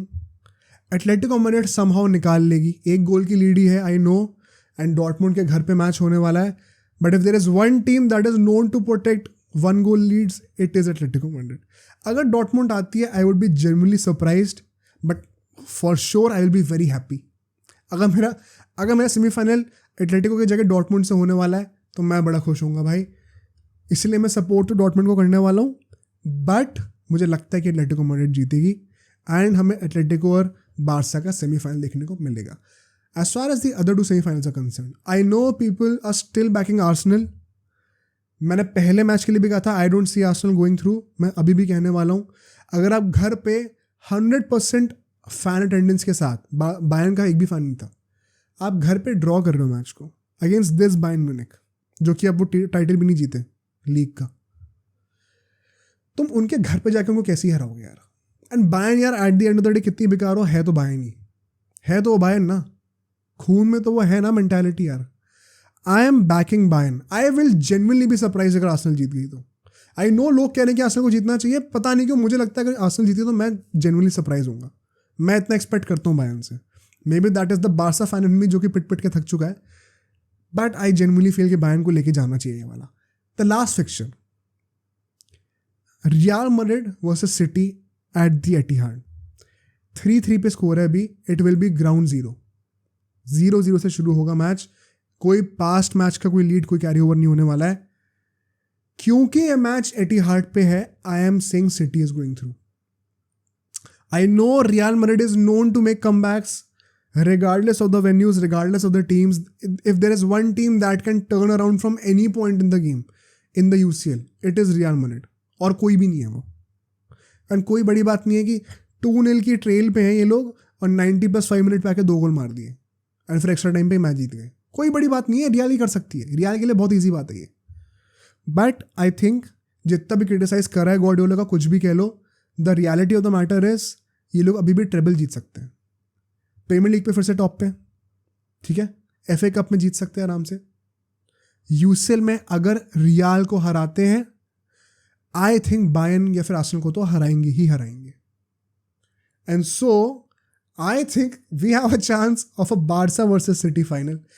The chance is genuinely real, but everything will be decided tomorrow and day after tomorrow. We'll see what happens. I genuinely cannot wait to see the quarterfinals and the semi-finals. अगर Barca versus city का final होता है, भाई